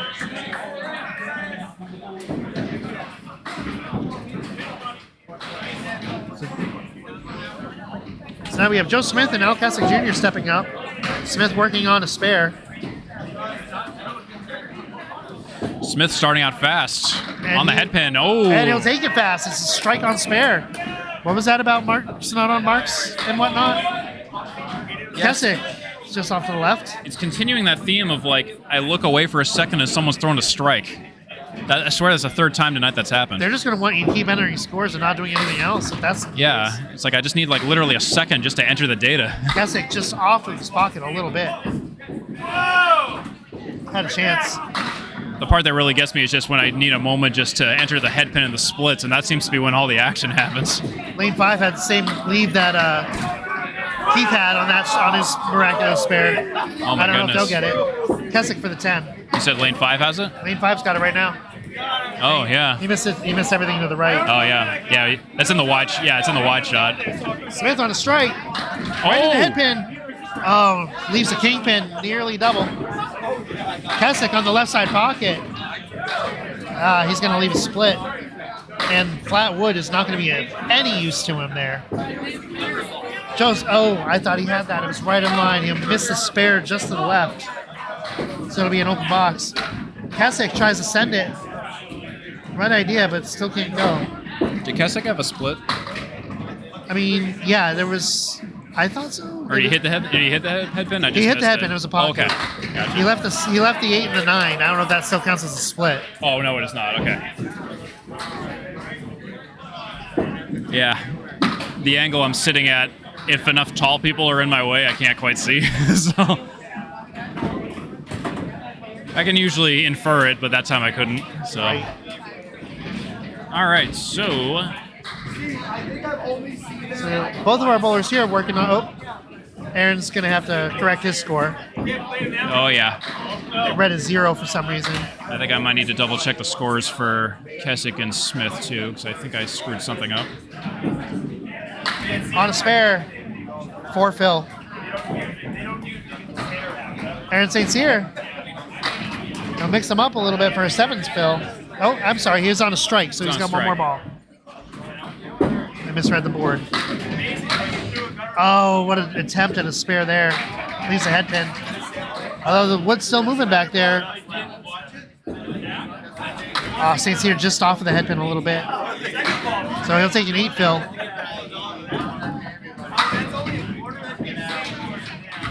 Tim will get that for a 10. So it'll be an 8 fill, 8 box for Aaron St. Cyr.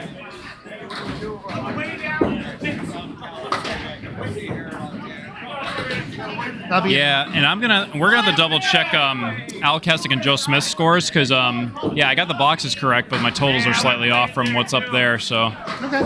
be another situation when we rotate around. I'll double check it. Okay, the head pin goes down, leaves a 7-10 split. St. Cyr off to the left. He'll clear the left side. Although the Oh my 6 goodness. wants to go. That 6 could have taken some friends with it, but it doesn't. Jalbert on the 7-10 with a piece of wood. Double buffered wood. It could go. Oh. He sends the pins in the right direction. It's just too far forward. My God. I think he hit it just a little bit too full. I don't think there's much other place he could have tried to hit that. Yeah, Those wood slats were both vertical. Split it, sweep it, do something like that. St. Cyr misses the head pin. So no mark for either bowler. Jalbert's got to pick a stick. It's a 7-10 split, no wood. So let's pick the 10. I'm not a fan of the 10 pin myself. I always try to go for the 7. St. Cyr on the single on the head pin. He'll take it. All right. St. Cyr is at an even 100 and Jalbert's at 95. Brings up our anchor bowlers again. Jimbo Ayotte and Nick Zuffelato. Known as Freshy.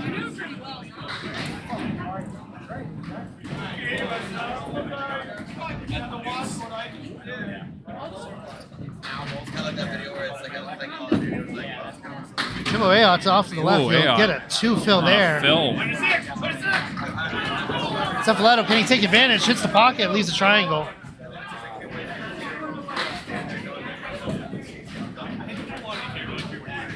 Ayotte off to the right this Oh, time. yeah, it's trying to clean up. And, yeah, well, 127 is left. No mark. Freshy on the triangle. He will not take Oh. advantage. Thanks Tries. for playing. Just off the left there.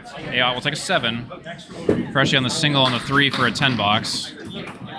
2 marks for Freshy this game. He'll take a 10. Yep. 70 for Freshy after 7 and 86 after 7 for Ayotte. I think that was actually a legit 8.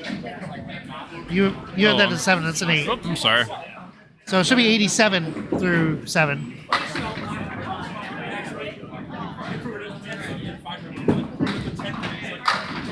Jimbo Ayotte for the recovery here. Just off to the right of the pocket. But he'll take the 7. Can't quite get the pin action to work. Some for him. domino action leaving the 1-2-4. Freshy's Zuffelato on lane 3. On the headpin, but 2 full. 2 full once again.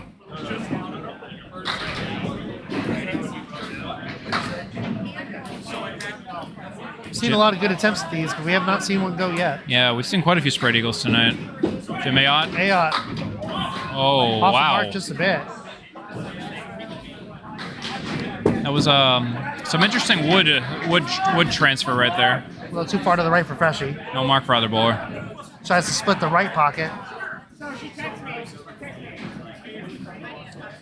Ayotte on the 2-4. He'll Oh, settle for an 8. He'll miss everything. that was a gimme. It was something of a misfire there. Freshy, Oh, he he'll tries also to settle for an 8. tried to cut it, took an 8. 78 after 8 for Zuffelato, and 95 after 8 for Ayotte. So this will bring our top of the order back up. Keith working on a spare. Keith Beaupre and Danny Allard with an 88 through 8 so far.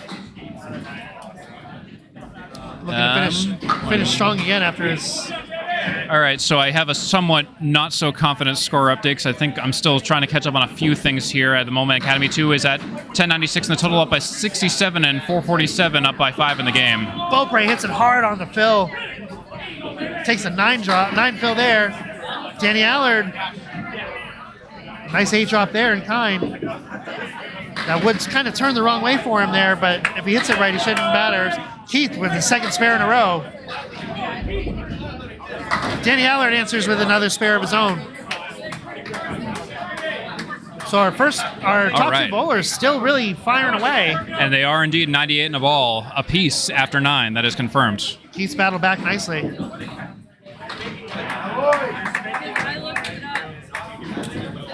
So the hot start continues. Keith, just off to the right, mixes him up a little bit. He'll take 7 drop, but Danny Allard will take a strike. Right back on the headpin. So Danny Allard with a real strong night. Beaupre with a must spare. He hits it just right, but it doesn't go. Hits it a little too full. It was on the object, but it left the 2. We'll try to clean this up just to pin it out.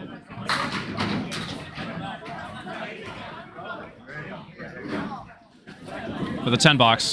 He gets it. So it's a 115 finish for Keith Beaupre. Great ball there for Danny Allard.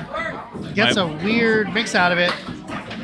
I didn't know what that was going to do. A lot of wood flying in between pins there. My apologies on the screen switch. I clicked the wrong thing. Oh, he'll miss it Oh, there. that'll He'll be get a 6 fill.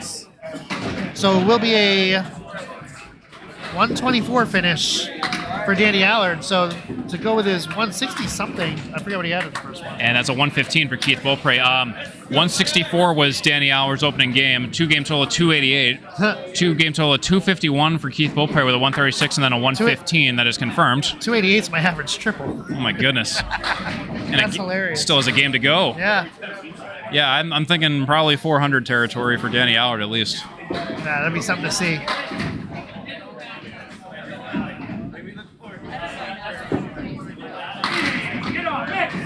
been a great match so far. Actually, it feels like it's a lot. The point spread's a lot worse, but it is still semi-close, I believe. So Nate Lees, I have a score correct to announce. It seems he had a 10 box in the last box. And then it seems Dave Godwin has 85. I'm just figuring that out now. Oh, I see what I did. I had the boxes swapped. I see.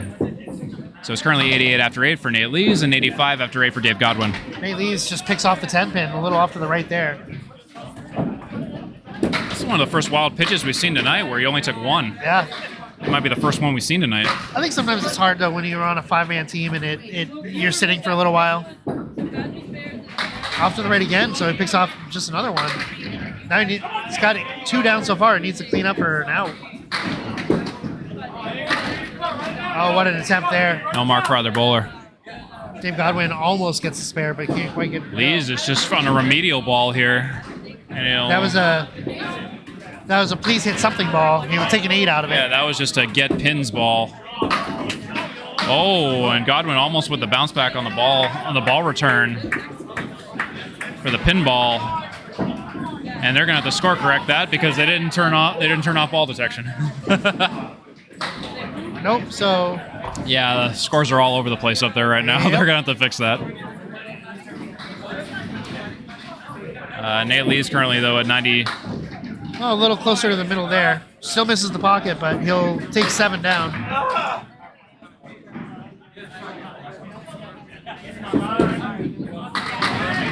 This time it's Dave Godwin off to the right.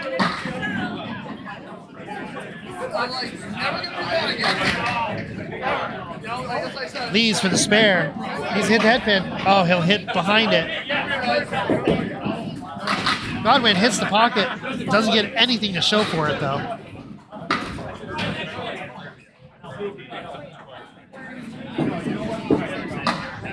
Seen a lot of that tonight. A lot of woods just at the not quite the right angles.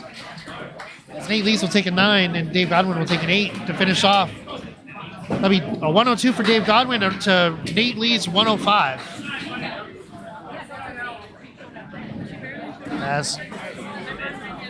Now we have Joe Smith and Al Kecyk Sr. stepping back up. Yeah, sorry, my ability to keep score is apparently falling apart at the seams right now. So yeah, I was just making sure I was getting those numbers correct up there. Kecyk right in the pocket. 10 pin goes. I thought you being able to focus on that would have made it easier. Yeah, no, it's just either something up there is wrong and I'm just trying to keep up with it, or I'm legitimately scoring something wrong and I'm not sure which is going on. So it's, trying to keep in sync with 2 score systems is always interesting. Oh, Kecyk misses the spare.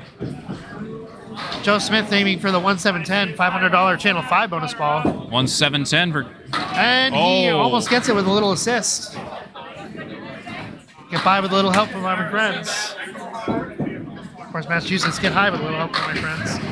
Kecyk with a 10. Kecyk with a 10. He's 104 after 9. I'm going to double check that again. Oh, yeah, these were the 2 where I just need to double check the scores. Yep. Smith will take the 10 clean. So 93 through 9 for Joe Smith. Al Kecyk with a 104 through 9 thus far.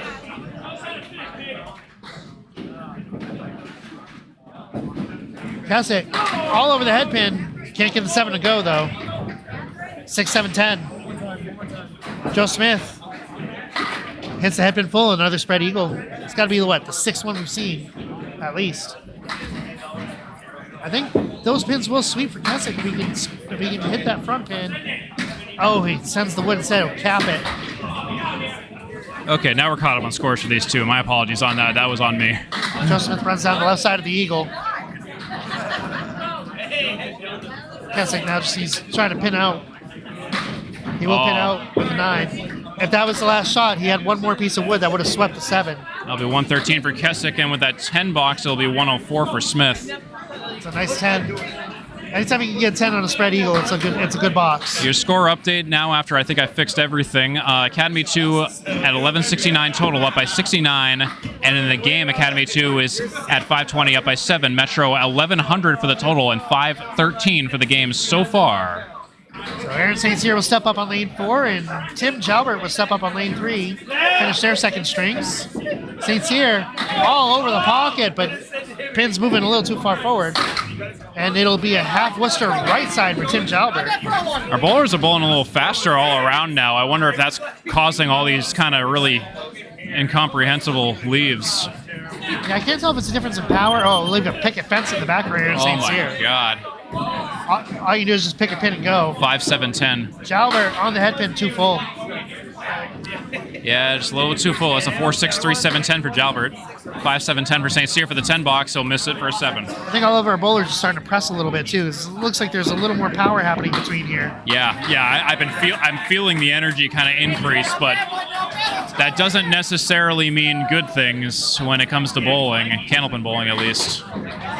Depends on the bowler, but I find a lot of times if you're an average speed bowler, if you start ramping up and trying to put a little extra on it, the ball's going to be a little more unpredictable.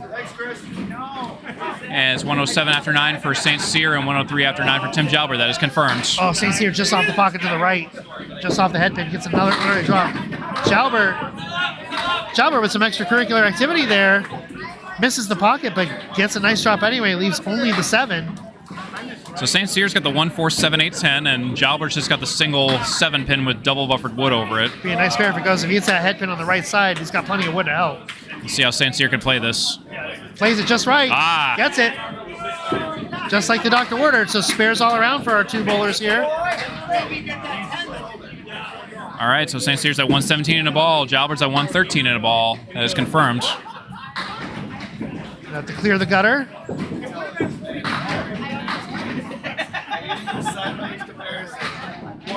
Aaron St. Cyr to fill here. Little extra throws here for both of our bowlers as we're at the 10th box. Yeah, my advice to both the bowlers, they can't hear me, so who cares? But throw a little lighter. Like FFS, throw a little lighter. Get some extra pins out of it. Oh, St. Cyr Just like all over that. the pocket. 7. Jalbert will do 2 better with a 9 fill, so good finishes for both bowlers. As our anchors will now set up. St. Cyr with a 2-game total of 250. Tim Jalbert with a 2-game total of 235. St. Cyr finishes game 2 with a 124. Tim Jalbert finishes game 2 with a 122. Now for our anchor bowlers, Nick Zuffelato, Freshy on the right. He'll lead off first on lane 4, and then we have Jim Ayotte shortly after. All over the head pin there.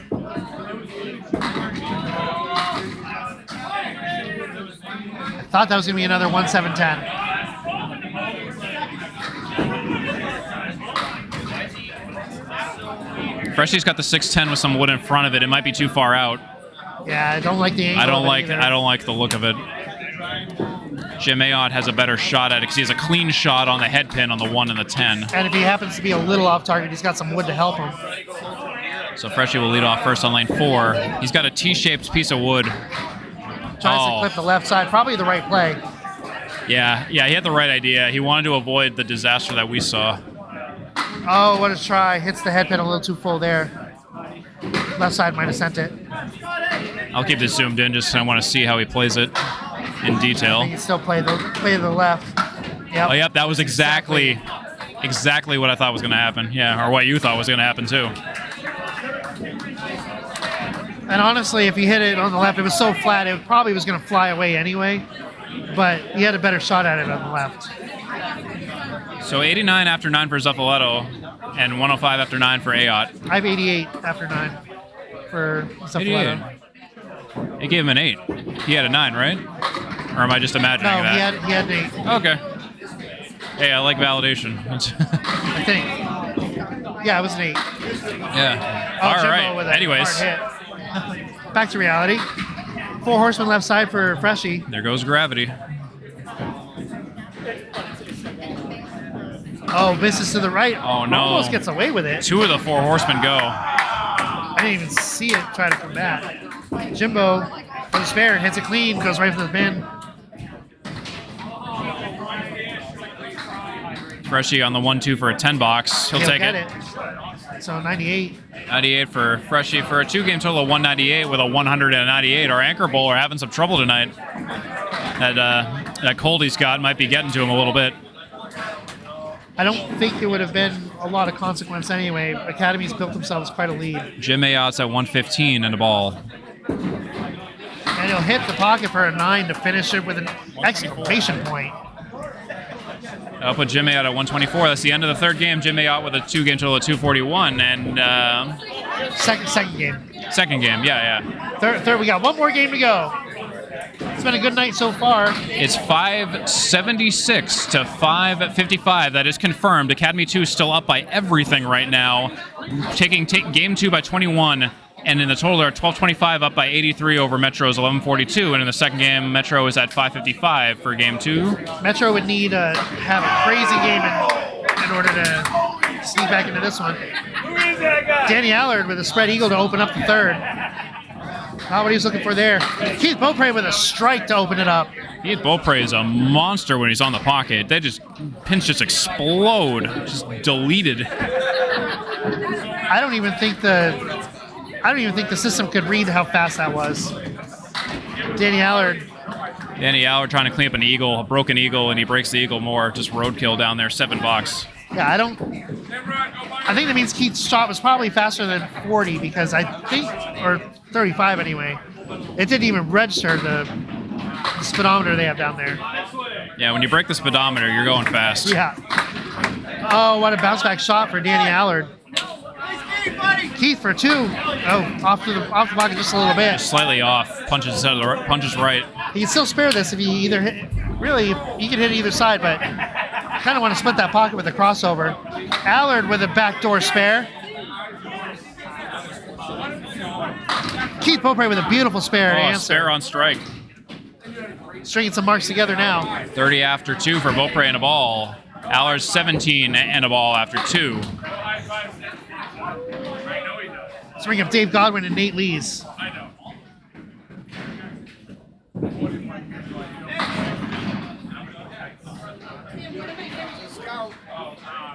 Good from Academy Lanes. Happy to have you along with us. I'm Bryan Hebert along with Steve Kelly.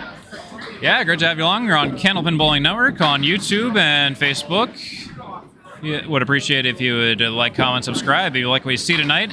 Every week is the Friday Night Pro League Game of the Week. It's hosted by different folks at different houses, different teams, featuring just different everybody every week. So this week we're at Academy Lanes. All 3 Academy teams are home tonight. So we're in a super crowded room with, a lot of action. Really, it's a great atmosphere too. Yeah, it's you want competitive people. Like a good chunk of them are here tonight.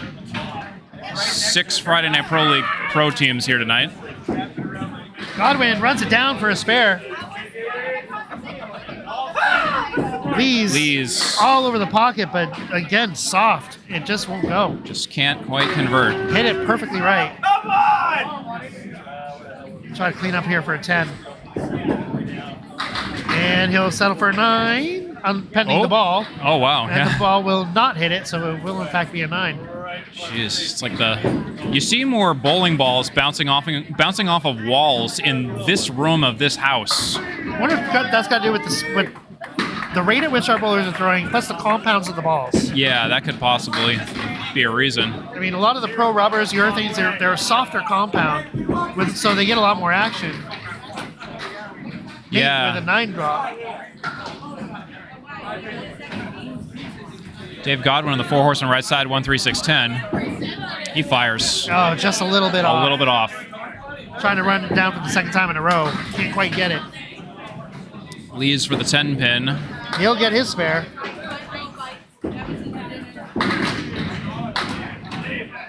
And this time Dave Godwin will settle for an 8.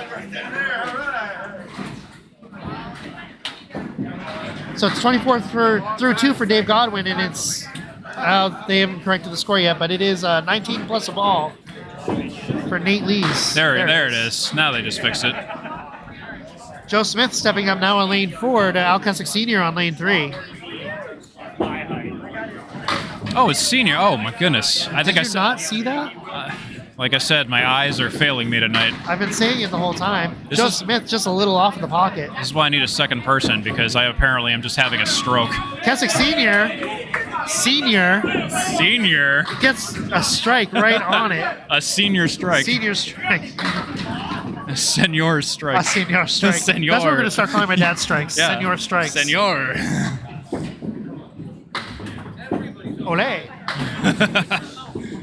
That's a throwback. Oh my goodness. Is Smith cleans it up Smith? for 9. 10 rather. 10. I was gonna say. God, I saw 9 somewhere on the board. Now It's a 10. It's now the who's third ball. now who's having the stroke? Yeah. I'm not Alright. going to make that joke because I don't want to offend anybody in I know. our watching audience. No, I'm sorry. I'm offensive. As I Joe really Smith am, leaves a sorry. triangle on the left-hand side. Al Kecyk. Oh, headpin. Those are always deflating on a strike. But you get a second ball, so you know, Spread eagle with a talon. not a total disaster yet. That's a 3-pin spread eagle. That's a triangle for a spare. Triangle spare for Joe Smith. Kecyk trying to split him up. He'll settle for a 6 on the fill. It's about all you can do is try to split a pocket and Yeah. hope to send something. You pick the side you're comfortable with and hope for the best. Kecyk with a nice 9 box. 9 box. Trey. 25 after 2 for Kecyk and 20 in a ball after 2 for Joe Smith. It's going to bring up Tim Jalbert and Aaron St. Cyr to start their final games.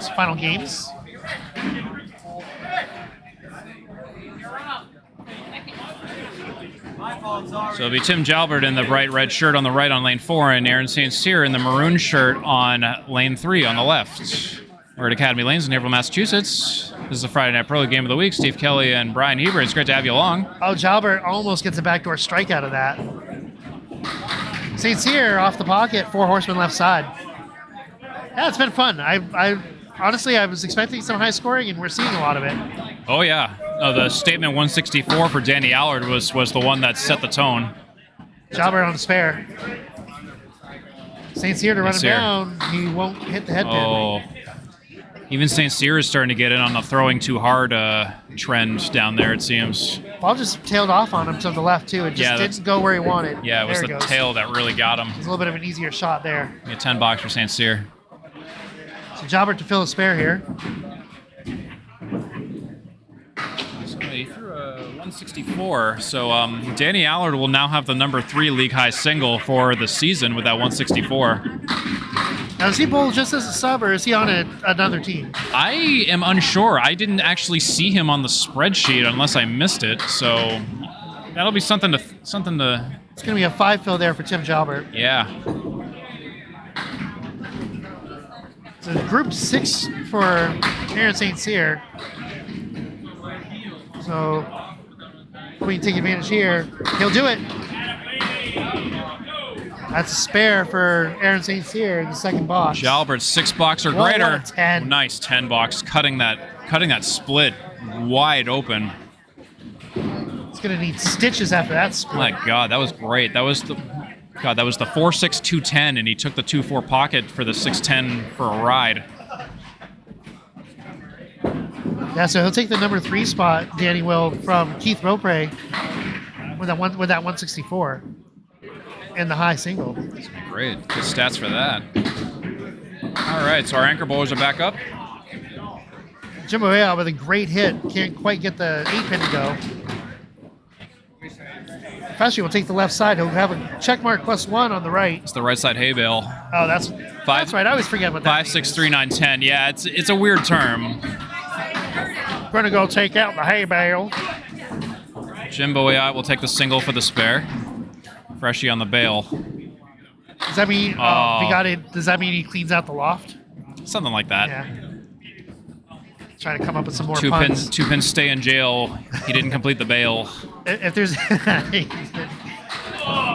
if there's anything that this game needs more, it's more jargon. We need more. We need more terms. and stupid jokes. Yeah. Oh, stupid jokes. I got plenty of stupid jokes. Don't worry about that. Yeah. My goodness. As Jimbo Ayotte looks to fill his spare here. Yeah. If you want dumb jokes, I'm loaded with them. Oh, on the spare. Gets a nice 9 fill. Leaves the 10 pin. All over the pocket there. I was going to say banana split, but kind of takes out the 6. Wants to see where this wood's going to settle to see if it's going to help or hurt. Jimbo misses his single pin spare to the left. Well, that wood could help. Depends on how he plays it. I would still go for the group of 2 here and try to send it to the right. Not an easy shot either way.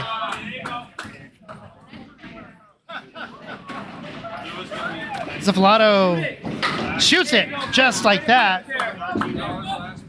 Excellent spare there, so takes advantage of Jimbo's missed shot. Looking to battle back. So we'll turn it back over to the top of the order. Keith Beaupre coming up to lane 4. Danny Allard coming up to lane 3. Danny Allard, of course, having a big night, looking to fill another spare here. Well on his way to shooting. He needs a 112 to hit 400 tonight.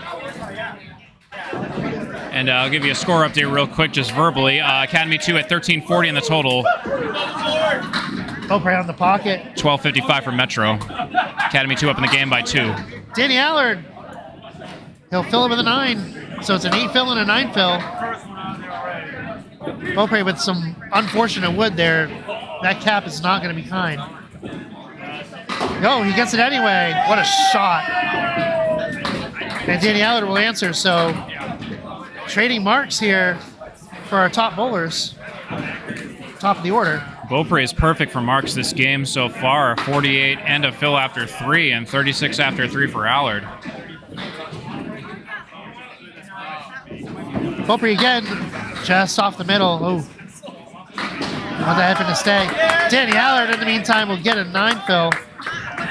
The single pin attempt here for another spare. So it's another big game for both of these bowlers. That wood turned in favor for Keith Beaupre, so if he hits that, I think if he hits a headpin on the right side, I think it'll be enough to take it. Yeah, this is going to be an interesting shot. 1-4-7-10. Yeah, that wood is going to be That wood. Oh, yep. Flatten it out. Yeah, I had thoughts about that. And that's his first open mark, but it's still good for 63 pending. That's another spare for Danny Allard. He's getting hot again, 55 and a ball after 4. Beaupre will clean it up with the 10, so he's still got a perfect game, a Candlepin perfect game going. 64 after 4. Check that out. Stay tuned for that matchup.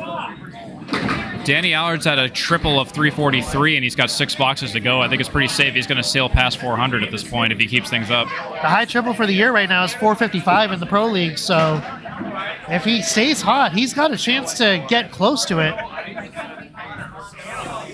Next closest is Keith Beaupre with a 420. I think the odds are pretty good that he'll sneak into second place.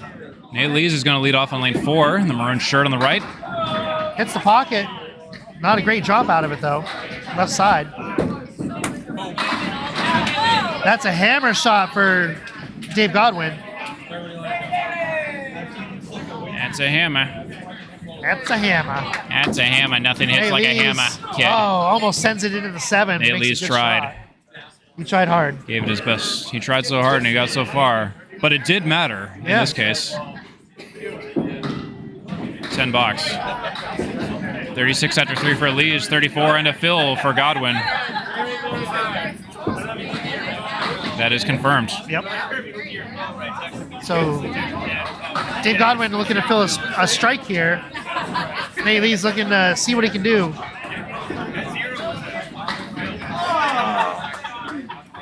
Nate Lees is 11 for 23 on the headpin tonight. Make that 12 for 24, which puts him back at 50%. Godwin will punch out a half Worcester. Fortunately, it's on a strike, so he's got another shot. Nate looking for run him down here for a spare. 3, 6, 10. I don't like the wood in front. Yep. Wood in front was too flat. Yeah, he didn't get it. Godwin. Ooh, Only a 4 fill. 4. The ball bounces, drives the ball into the ground, takes it to the right. Oh, no. Nate Lees for a 10 box. And he'll get it off the sidewall. Godwin, in the meantime, hit the headpin. Ooh, hard luck 6. 6 blocks he went to war for. He didn't miss. Yeah. He never missed any ball, but just didn't have much to show for it, really. 46 after 4 for Lee is 44 after 4 for Godwin. I mean, those are 3 on-target shots for, well, 2 on-target shots and an errant shot for a 6.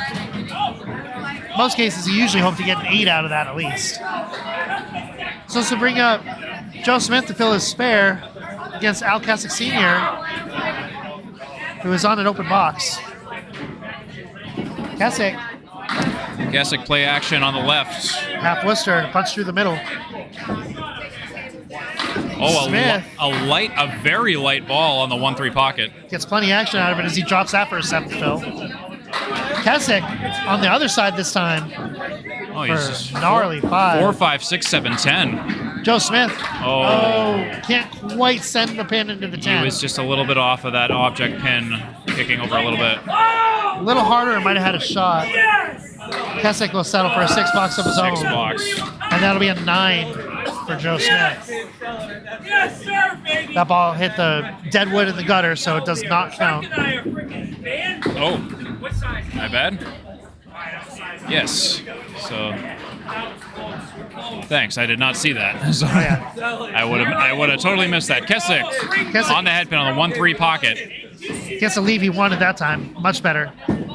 Smith, crossover pocket. It'll be a 9 drop. He'll leave the 3 pin. Kecyk on the 4-7. Let's take get it. Spare.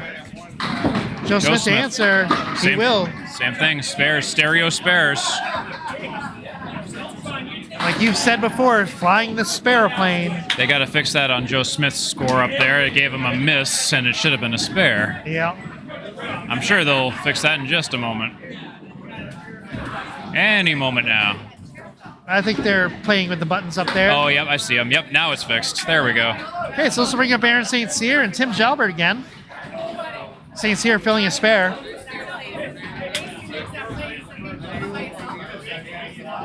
St. Cyr will lead off. He's on a spare. 2 open marks for Metro, 2 open marks for Academy. Oh, St. Cyr all over the pocket. Oh, all over it. Sliding. I thought it was going to stand. Jalbert looked like he was going to punch out the half Worcester, but it does take some more out of the back. 1, 3, 4, 7, 9, 10 for Jalbert. This would, if you don't play it just right. Oh, he gets it anyway. St. Cyr sidestepped that issue.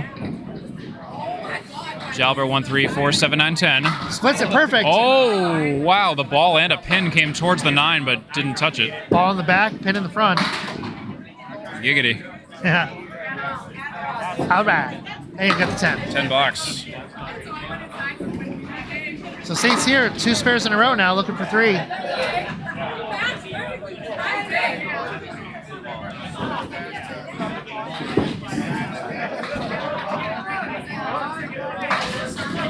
And St. Cyr will fire away all over the pocket. That'll be another 8 fill. 9 fill, rather. 9 fill. Sorry. I meant to say 9. 8 came out of my mouth as Tim Jalbert will take a 6 drop. St. Cyr on another single I on don't the 2 like pin. that wood, though. That wood is You just flat. gotta sweep Just it, like yep. that. That's 3 in a row. That's $50 in bonus money. Yeah. Not only is he getting them, but he's filling them too with 9s.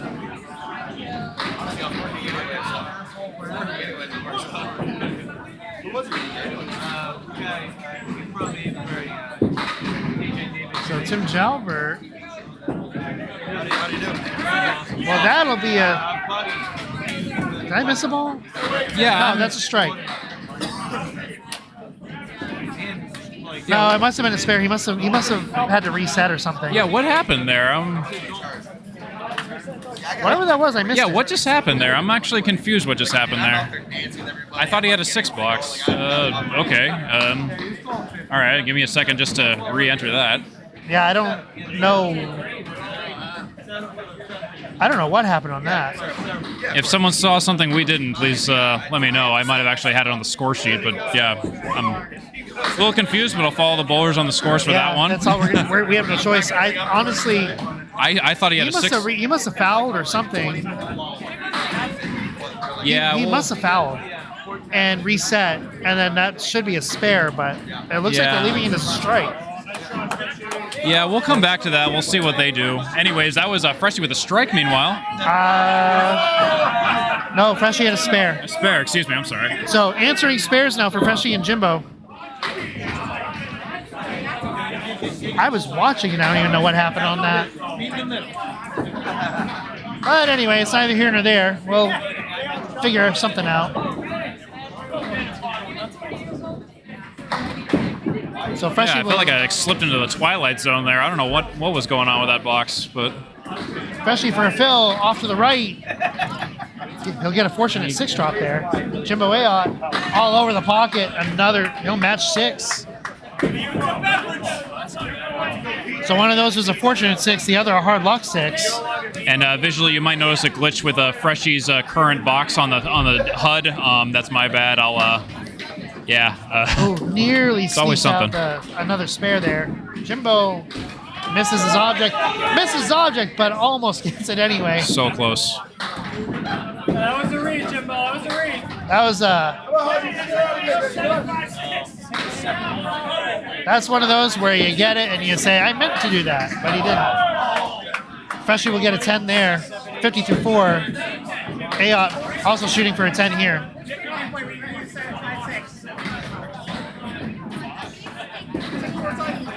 And he'll miss it for a 9.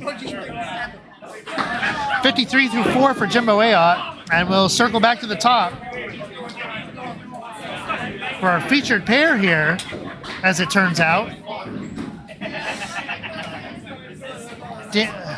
Danny Allard stepping up on lane 4. He's looking to fill another spare, 55 in a ball. Keith Beaupre will step up on lane 3. He's got 64-4, so another strong string from both of the number 1 bowlers is Danny Allard on the headpin. Little Full gets a gnarly checkmark +2 on the right side. He'll settle for a 4 fill on that spare. Beaupre just to the left of the pocket. He's also going to drop 4. Danny Allard wasting no time trying to go for it there. Drops only 1 more. I did a quick fix the plane while it's flying on Freshy's HUD thing there, so next time we zip around to him, I think that should be fixed. Beaupre on the pocket, but just a little too much on the headpin. Allard will clean up for an 8. It's a good 8 with that drop. Beaupre will get a 9, so he'll gain a pin there. 67 for Danny Allard, 72.5 for Keith Beaupre. Again, 2 very, very strong strings. Okay, so just verbally your score update. That's 1481 for Academy 1 at the moment. Metro is at 1409. Academy 2 is up by 72 in the total. Beaupre with a hammer. And Metro is up in the game by 11 at the moment, but I'll assess that at the end of the next rotation here. So Beaupre with a hammer on lane 3. Danny Allard, actually a decent attempt at this spare if he can sweep it. And he'll do it. So gets a spare to answer. 77 plus the ball through 6 for Danny Allard. 82 plus a strike fill for Keith Beaupre. So our number 1 bowlers are bowling as our number 1 bowlers today. Yeah, it really is wild. Both of these bowlers are in the running for 400s right now. Keith Beaupre could easily have a monster second half and just come right back into it. We could have our first bowlers do the 400. Godwin with a strike of his own.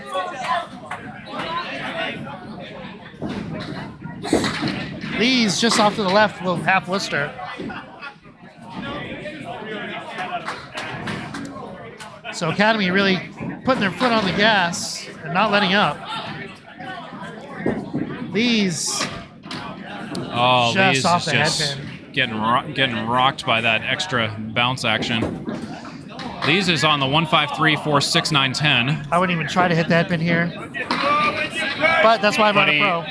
Well, he didn't technically hit the headpin. He played the wood, and I would have just tried to go to the right and try to take out 4. It almost seemed like an accidental hit, but he took everything out. Take what the lanes give you. Right. Godwin, first bonus ball. He'll drop 4. Got a decent shot there. Lee's better shot that time on the pocket. So Godwin is looking at the 1, 3, 4, 7, 9, 7, 8, 10. Yeah, kind of a gnarly draw. Yeah, 1, 3, 4, 7, 8, 10. 1, 3 pocket. This will be pretty if it goes. And he'll get the 10 pin only that time. 5 fill. A little off the target, off the mark there. Lees, will hit just to the left of the object. Hits the pocket, but needed to go a little further right. Try to hit the head pin head on and try to send it into the 10. Godwin will take a 6. Ooh, that's a rough 6. Oh man, he had an advantage there and kind of fumbled it a little bit. Nate Lees for the 10 pin, for 10 box. Settle for a 9, so Nate Lees unfortunately not able to take advantage on that one. 65-65 for Lees and Godwin at the end of the 6th box there. You know, honestly, the difference in this match has been that 164 first from the substitute, Danny Allard. Yeah, that is wild. You know, Austin Barnes was supposed to be bowling, and Danny Allard showed up, almost completely unexpectedly and very quietly. But man, that's wild. Anyways, Joe Smith with a 9 fill there. Kecyk with 7. Looks like it'll stay 7. Both very makeable spares here. Joe Smith will make his single pin. Kecyk, off to the left. oh no. I thought if it had a chance, if he capped that wood on the left with a misfire, it might have gone. He crossed over too much. I would have just played it directly. I think that was a misfire. I think he tried to. Yeah. And a misfire to the right, he'll settle for a 9. So a little rough. So Joe Smith 65 and a ball. Kecyk 57 after 4. 3 open marks for Academy 2, 2 open marks for Metro. Joe Smith off to the left gets a 5 on that fill. Kecyk also to the left. He'll drop 4. Both our bowlers slightly off the head pin. Joe Smith will look to run him down. Joe Smith 1, 3, 6, 10, 9. And actually, I thought it was going to be a much better hit. A light hit. Kecyk hits his perfectly, still can't get it. He leaves the 4. So it'll be an open box for both of our bowlers. It's a 9 for Joe Smith, and it'll also be a 9 for Al Kecyk Sr.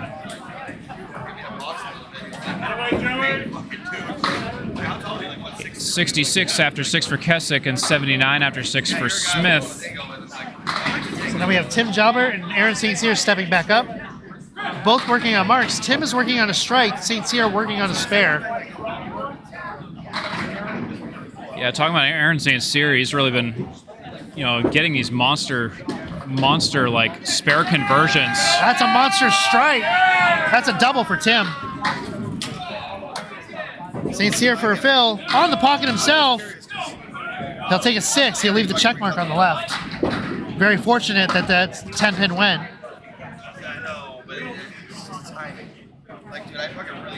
Looking for his 4th spare in a row.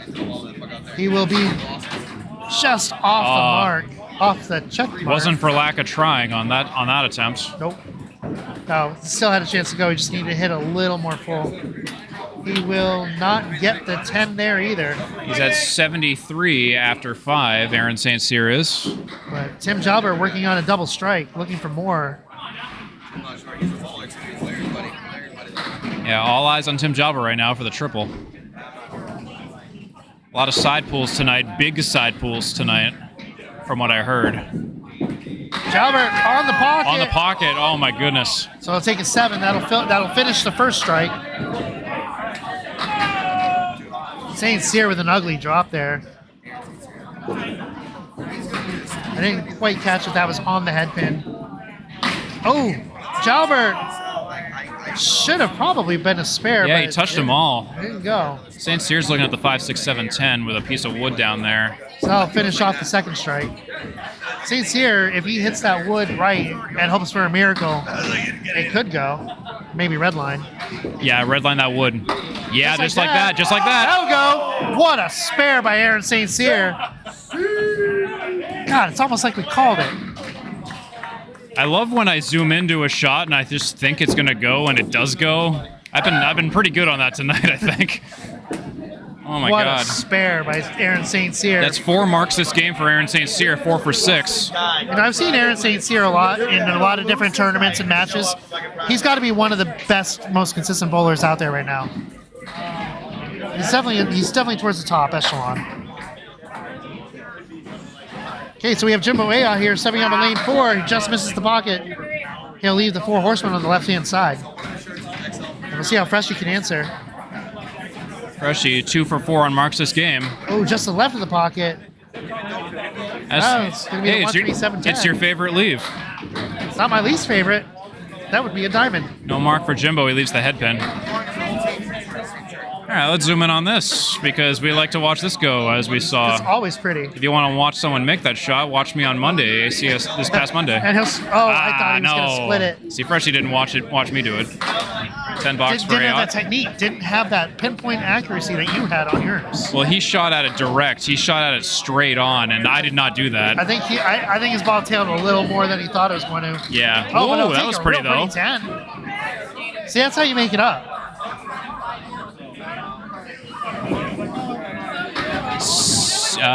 They need to score correct Freshy. He just pointed, so.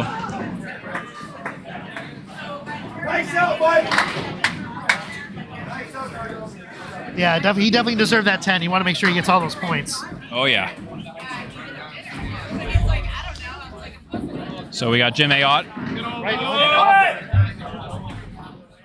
On the pocket, gets a 9 drop that time. Freshy on the head pin again, another 2 full. Oh, almost gets away with it. Late falling pin.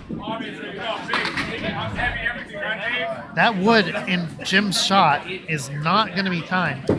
He has to try to drive it straight back. It depends on where that wood settles. Yeah, it's just, you got to thread the needle on that wood. Either that or hope to get something off the sidewall. Capping either side is a risk. See, Yeah. but Almost gets... the other thing I didn't say was that threading the needle was also a risk. You know, it was just a risk all around. I think he was, honestly, though, that's the best chance he had. Hope something happens off the sidewall. The ball almost got it. Oh, Freshy with a nice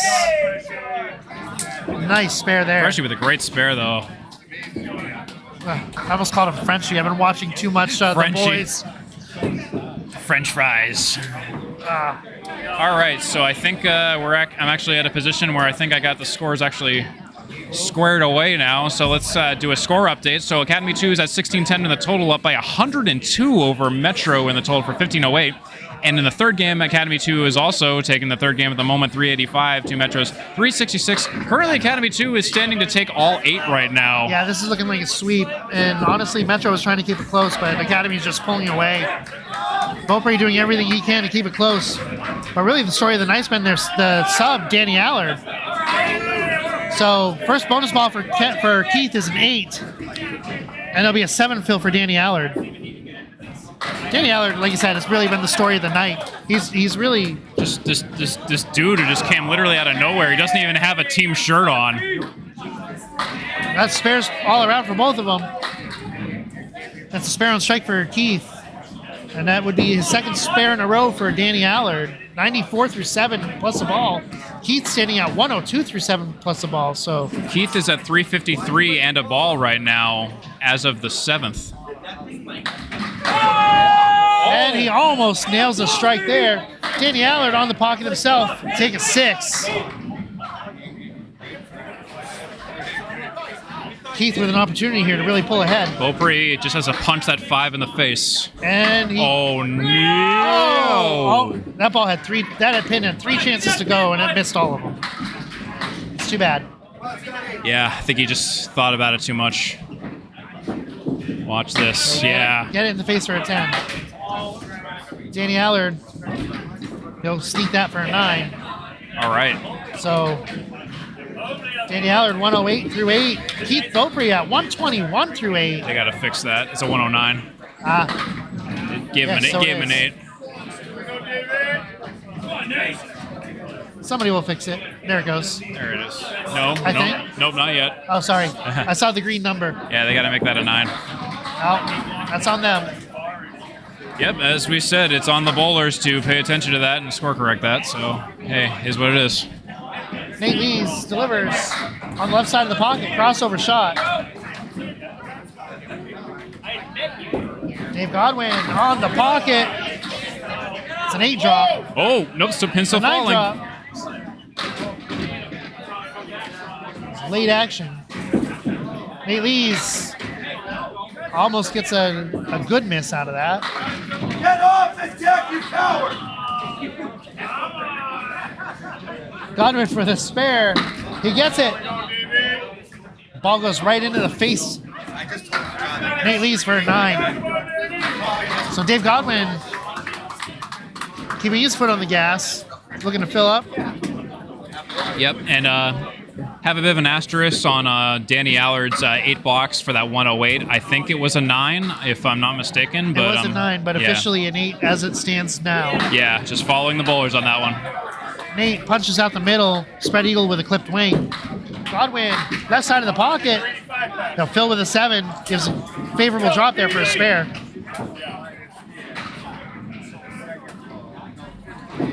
Lees. Right hand side. Trying to cross him over. 7 goes, leaves 2. For another spare. They'll miss in the middle. Ball hitting the approach. Yeah, when you bounce before the foul line, the ball is going to go any which way. Especially in this room. Nate will clean up for a 10. And that'll be another 10 for Dave Godwin. 84-92, Lees and Godwin respectively. Yeah, if talking about the approaches, and especially the approaches are kind of beat up here in the red room, and if your ball hits that before it hits the the oiled wood of the actual lane, that's going to be a big problem. And you can see the foul lines are almost a little bit sunk in, too, compared to the lip on the front of the lane. Lanes 1 through 12 here in the red room. Formerly the yellow room before they redid it. Kecyk. Oh, could be a slow motion. Not quite. 10 won't go. Joe Smith will punch out the middle in the meanwhile. Kecyk looking to spare up. He will. Smith. Oh, hits a nice right shot. Cannot get the 10 to go. Can't get anything towards it, but right idea. You want to hit that soft and just hope for some lateral action. He'll settle for a 9 box there. So it's an open box to Kecyk's spare. Joe Smith sitting at 88 through 7, 76 in a ball for Kecyk currently. Kecyk to the right of the headpin. 5. 5. He's a bunch in the Rough middle. fill. Joe Smith just to the right of the pocket. Ball makes contact away from the headpin first, but it does go. Technically a split, but not a headpin shot, right? Yeah, I would call that not a headpin shot. You would call it a headpin shot? Oh, No. you would not. Okay, I was gonna say. It was to the right first. Smith wants to hit the left side of this wood, does so. Oh, what a shot. Cannot quite get the 10 to go, but it's a valiant effort nonetheless. And Kecyk got a spare, in case you missed it. Oh, and Austin Barnes is here.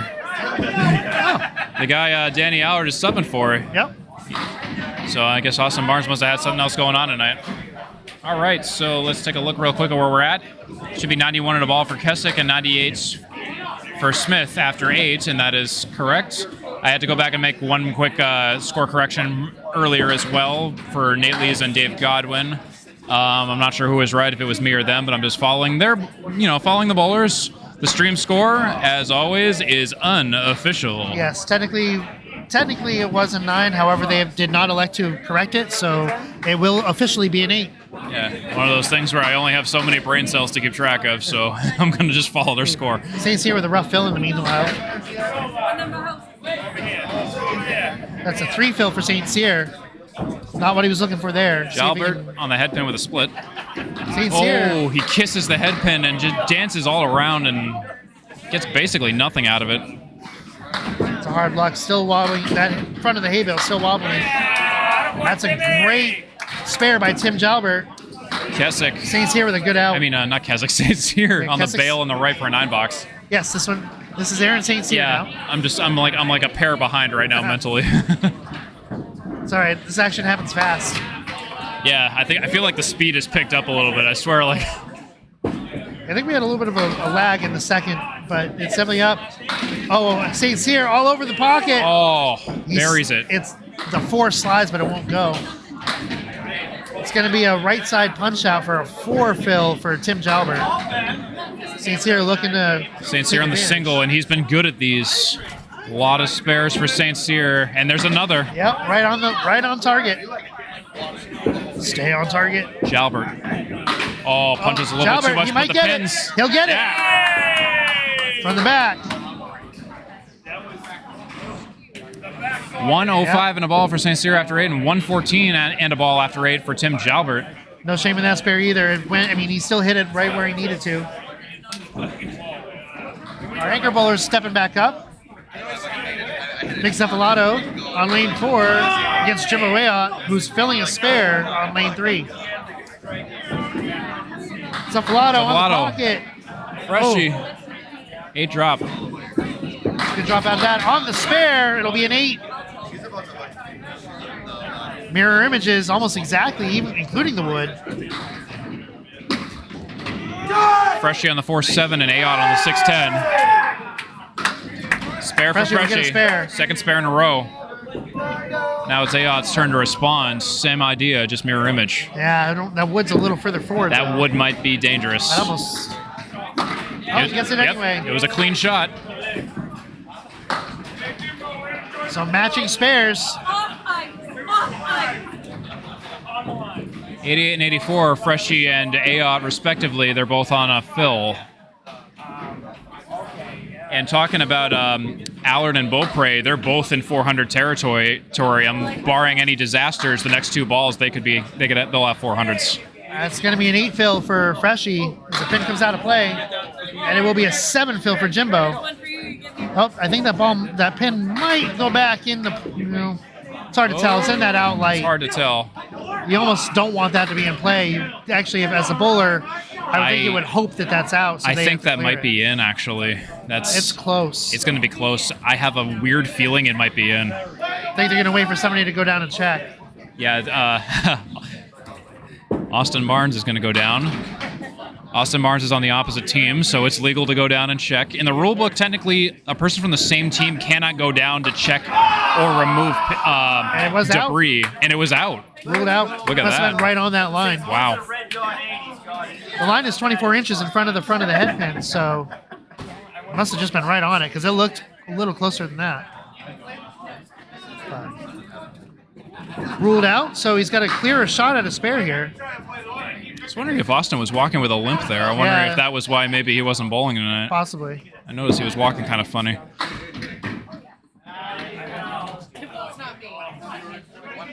For the spare.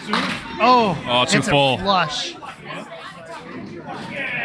So no third mark for Freshy. But Jimbo will get one. Second mark in a row for Jimbo. Will Freshy miss the second, get the third? Find out. He will.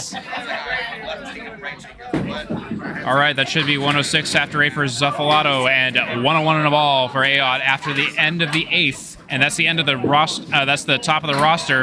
Your score update at the moment should be 1738 to 1615. That is confirmed. Academy 2 is still up by everything, up in the total by 88, and up in the game by 5. Metro at 508 for the game, and Academy 2 at 513 for the game. So Metro just trying to hope they can get 2 points here.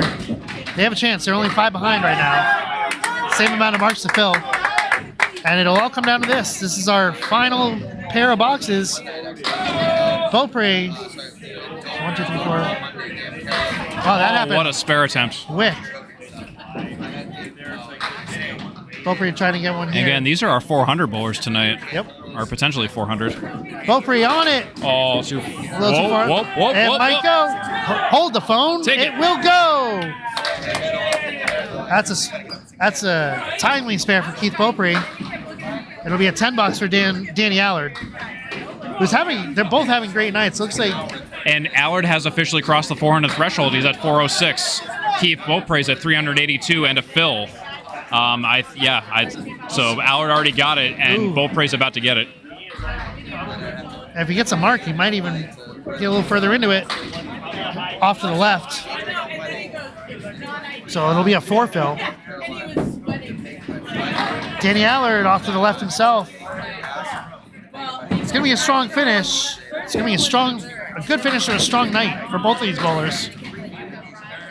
Beaupre wants to pound this down for another spare, and he'll just miss to the left. No.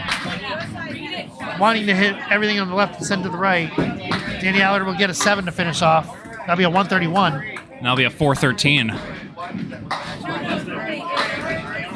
Keith Beaupre will finish with that with an A box. Oh, 394. He just barely. That fill was Oh man, that's heartbreaking. Well, anyways, 143 for Keith Beaupre. That is confirmed, and 125 that is confirmed for Danny Allard. So 394, 3-game total for Keith Beaupre, and a 413 3-game total for Danny Allard. This strong night. Substitute bowler who literally just kind of came out of nowhere to sub in for Austin Barnes. Put me in, coach. I'm ready to play. Comes in white hot with a 400 series, 413. Oh my God. Well, it's like all the athletes say, when your number's called, you got to perform. And boy, did Danny Allard step up. And Dave Godwin. As the next man up, and the next man was up. Dave Godwin with a spare. What a shot. Nate Lee's hoping to match in kind. He's got some wood against him here. Nate Lee's on the single on the 7-pin with plenty of wood around it. You got to try to hit the pin. And he will. He'll get it. Matching spares.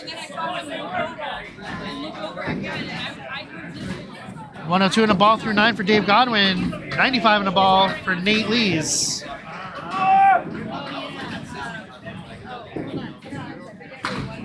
So it's actually a tie game in here in the third string. 540 all around. So Metro hoping to get 2 points out of this. Godwin will lead off. They'll punch right through the middle, settle for a 3. That's a rough 3 leave. Nate Lees just to the left. 5 fill. So it's a net gain of 2. Nate Lees 15 for 30 on the headpin for the night with 7 splits. Oh, Godwin, good try there. Can't quite get more than that. Godwin 12 for 30 on the headpin with 8 splits. Danny Allard was 22 for 30 on the headpin with 10 splits. Nate Lees just off to the right of the headpin. Godwin looking for an out. Lees looking to take advantage. And Keith Beaupre was 16 for 30 on the headpin with 2 splits. That's going to be a hard 7-box for Academy. 112 finish. Nate Lees can't take advantage. He only gained net 2 there. It's a 108 finish for Nate Lees. 3-game total of 342 for Nate Lees and a 3-game total of 324 for Dave Godwin. Metro up by 3 in the string, holding on for 2 points. As Joe Smith misses just to the right. Kecyk looking to fill his spare here. He'll just miss the pocket. He'll take 6. He'll leave the 4 horsemen on the left side. Smith on the headpin, but too full. Will only take the 1 and then the 9, I think that was. Wow, yeah. Leaving the 247. And then Al Kecyk has the 1247. 4 horse on the side. Oh, he just missed the headpin. Ran down the other 3. Couldn't Q shot it either. I don't know how it goes back. It's going to be a 10-box for Joe Smith. Kecyk? And it'll also be a 10-box for Kecyk. So if they stay even. That's now an 8-pin lead with that fill for Metro in this string. So Metro looking to hold on. However, Jimbo's got him. They got 1 more fill in hand. Oh, and there's a strike for Joe Smith. Kecyk just to the left. We're going to see another 1-7-10, another high-low jack. Yeah, and this is It's almost unassisted too. yeah, almost woodless. The wood is kind of behind everything. It's starting to move a little forward now. Well, yeah, it's kind of in play, kind you of want not. to play the right side of the headpin. Al Kecyk versus the high-low jack, 1-7-10. Play to the No. left. He'll only take the 10. The wood does help a little. A timely strike for Joe Smith. And I think that was a clutch ball. Clutch ball to clutch time. and Kecyk's going to settle for an 8. He'll finish his night with a 115 in the third. And Smith at 118 and counting. 2 balls for the fill. He could potentially get 138 if he gets a triple strike here. Delivers the second ball. He won't get the triple. He drops 6 on the first 6 attempt. so far. 124. 124. One more ball. Could be a potential for 128. And he'll leave another high-low jack, but he won't have to shoot for this one. It'll be a 7 fill. So $17 to end it for Joe Smith. The game is tied 577 to 577 right now. Worth noting. Yeah, but Academy has one more filled. It is true. It just has a So they have a ball in hand, really. yeah. Just holding on, hope that Metro will take something tonight for points. Aaron St. Cyr, they need to get one more mark than what Academy's got left. So exciting finish to see who's going to get. Is Academy going to sweep or is Metro going to sneak out of here with 2? We shall see soon. Tim Jalbert just off the head pin, but gets a 7 drop anyway. We'll see how Aaron St. Cyr fills it. Just off to the left, he will get 7 himself. So no change in the score there. Yep, still as is. Still tied. Oh, misses a spare. Aaron St. Cyr can take advantage of this. Jalbert, no mark. Aaron St. Cyr can pull ahead here. That'll be big for Metro. They need the fills and the marks if they want to get some points here. Hits it. There it is. So, God. There it isn't. I swear I thought it was going to go. I did too. Honestly, I think anyway, it probably should have gone. However, I think that wood that was standing I wouldn't have straight- hit it any different. No. So it'll be a hard-fought 9 for Aaron St. Cyr on that. 121 and 9 and It's a 131. 1-pin difference in favor of Academy right now. Oh, my God. Come on, Metro. Just get something out of this. 121 and 9 for St. Cyr, 131 and 9 for Jalbert.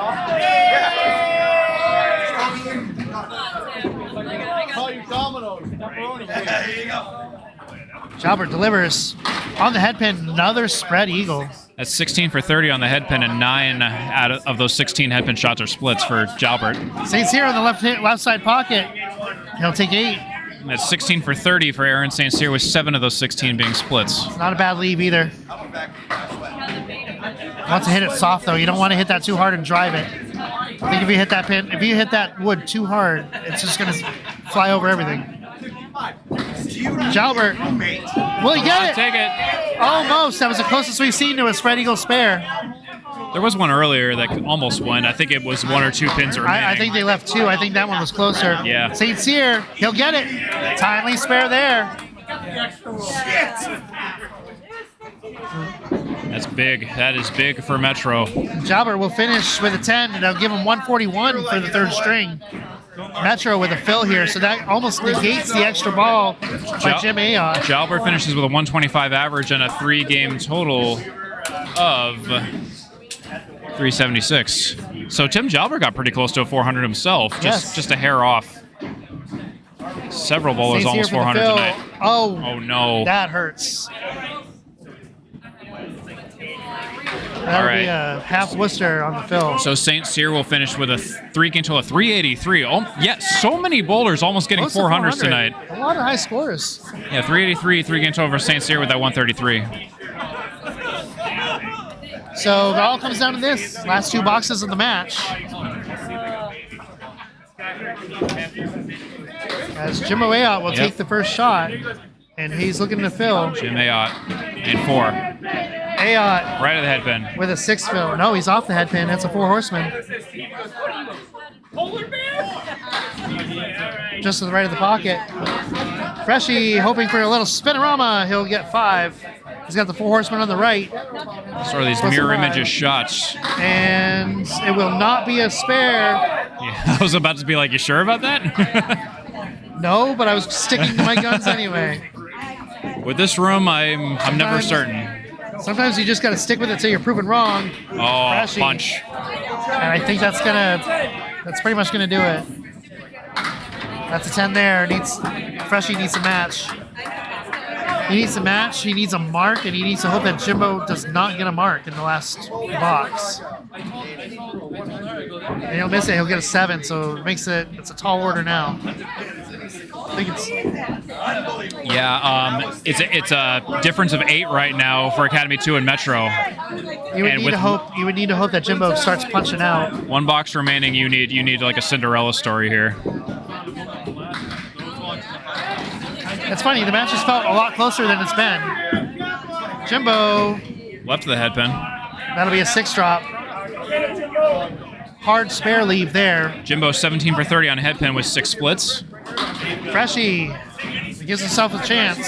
Freshy is 20 for 30 on the head pin with 13 splits. That's just not fair. Yeah. I think that's the best head pin stat of the night, actually. That's going to be a spare for Jimbo Ayotte. That's pretty much going to seal the deal for a sweep. 20 for 30 head pin shots. You got to think about that. That's so good. It's a good try by Freshy. He hit the head pin a little too full, but it was a nice attempt. Ball right where he wanted it to be. For an 8-9 or 10 for Nick Freshy Zuffelato. 10. So he'll finish with a 123. 321 3-game total for Nick Zuffelato and 368 3-game total for Jim Ayotte. And Jimbo, I'm sorry. In the middle. That was a spare fill. Yeah, yep, you're right. 7 fill. So that'll be a 134 finish. 134, excuse me. I'm really bad at remembering the final fill. 3-game total, 375 for Jim Ayotte. There we go. So Academy sweeps it tonight. Takes all 8 from Metro. Yeah, 8 points. Academy 2 just all around up in the total by 98. 1862, the final total for Academy 2 versus 1764 for Metro. Academy 2 taking the third game by 15, 637 to Metro, 622. And just talking about the marks, I mean, like... all over the place. Wild amount of spares. Strikes goes to Danny Allard, 16 marks for the night, 12 spares, 4 strikes. Yeah, like wild. You know, the sub, like, you know, like a who is this guy kind of sub moment comes out of nowhere, bowls over a 400, just lights out on everything. It's like Dave Roberts off the bench stealing second. Just insane pinning, and so many bowlers tonight just got within like just a hair's distance of 400, and that's just wild. Anyway, so yeah, tough luck for Metro. It wasn't for lack of trying, but Metro will take 0 points tonight versus Academy 2 will take 8 points. Final score for the final time, Academy 2, 1862 in the total, Metro 1764. Anyways, so I'd like to just thank Bob Lee, our executive producer, and Paul Grant, and everyone else who does the Friday Night Pro League Game of the Week rotation, Greg Goyard, everyone at alleychat.net for getting us all the stats that we kind of stole for tonight, for everything, getting everything so we can have stuff to talk about. Hey, I'm on a Worlds team. If you want to buy some raffle tickets, if you wouldn't mind. I don't mean to be a car salesman about it, but 1 ticket for 5, 3 tickets for 10, 5 tickets for 20. Venmo me at Skelly if you're interested. Yeah, way to be a masshole, Skelly. Yeah, I'm sorry. I'm such a masshole. And just include your name, address, city, state, zip, and phone number. I do not save this anywhere, just so I can physically write it on the card. Don't worry, I do not want to know this information. Anyways, check out candlepinsforcancer.com to sign up for qualifying roll-offs or to donate. And, of course, check out Candlepin Bowling Network on YouTube. Strike, comment, subscribe, like, comment, subscribe, ring that bell. Check out TikTok. If you're into TikTok, at Candlepin Bowling. Check out at Candlepin Corner, the Atlanta Candlepin Singles Tour page on Facebook, of course, and the Candlepin. And, of course, those matches are also posted to Candlepin Bowling Network on YouTube most of the time. So be sure to check out the ACST and all the action there on both the ACST Facebook page and on the YouTube page. Of course, Candlepin Bowling Network has all your matches and all your Candlepin action, including the Pro League, including the ACST, and any tournaments that are also being streamed. Also, be sure to check out Candlepin Chat for all the upcomings and to chat with the rest of the community. Lots of people on there. Be sure to check out Alley Chat for all their content. If you want to look at some classic Candlepin TV shows, the stuff that we grew up watching. Yeah, WNDS, Channel 5, Don Gillis, Dick Lutz, Mike Moran, Doug Brown, Dan Murphy, all them. Yep, every Saturday and every Sunday. That was every weekend. Yep. There's also plenty of podcasts out there too. Yeah, there's Ripping the Rack, The Approach. Also, alleychat.net does their weekly Friday Night Pro League recaps, and they offer spreadsheets of all the stats. Again, I mentioned that earlier, but that's where they pull them all from. Check out really fun stuff. Tony Levesque and Charlie Collins are all over TikTok and YouTube. Check them out. Again, we talked about Candlepins for Cancer, but I can't stress it enough. Candlepins4cancer.com. Sign up for qualifying roll-offs or to donate. Anyways, I think that should just about do it from us at Academy Lanes at Haverhill, Massachusetts. So for Metro and Academy 2, I've been Steve Kelly. And I've been Bryan Hebert. Thank you very much for watching. We hope you enjoyed. If you did enjoy, be sure to comment. And if you didn't, you don't have to comment. No worries. Anyways, have a great night, everyone. We'll see you next time. Thanks, everybody.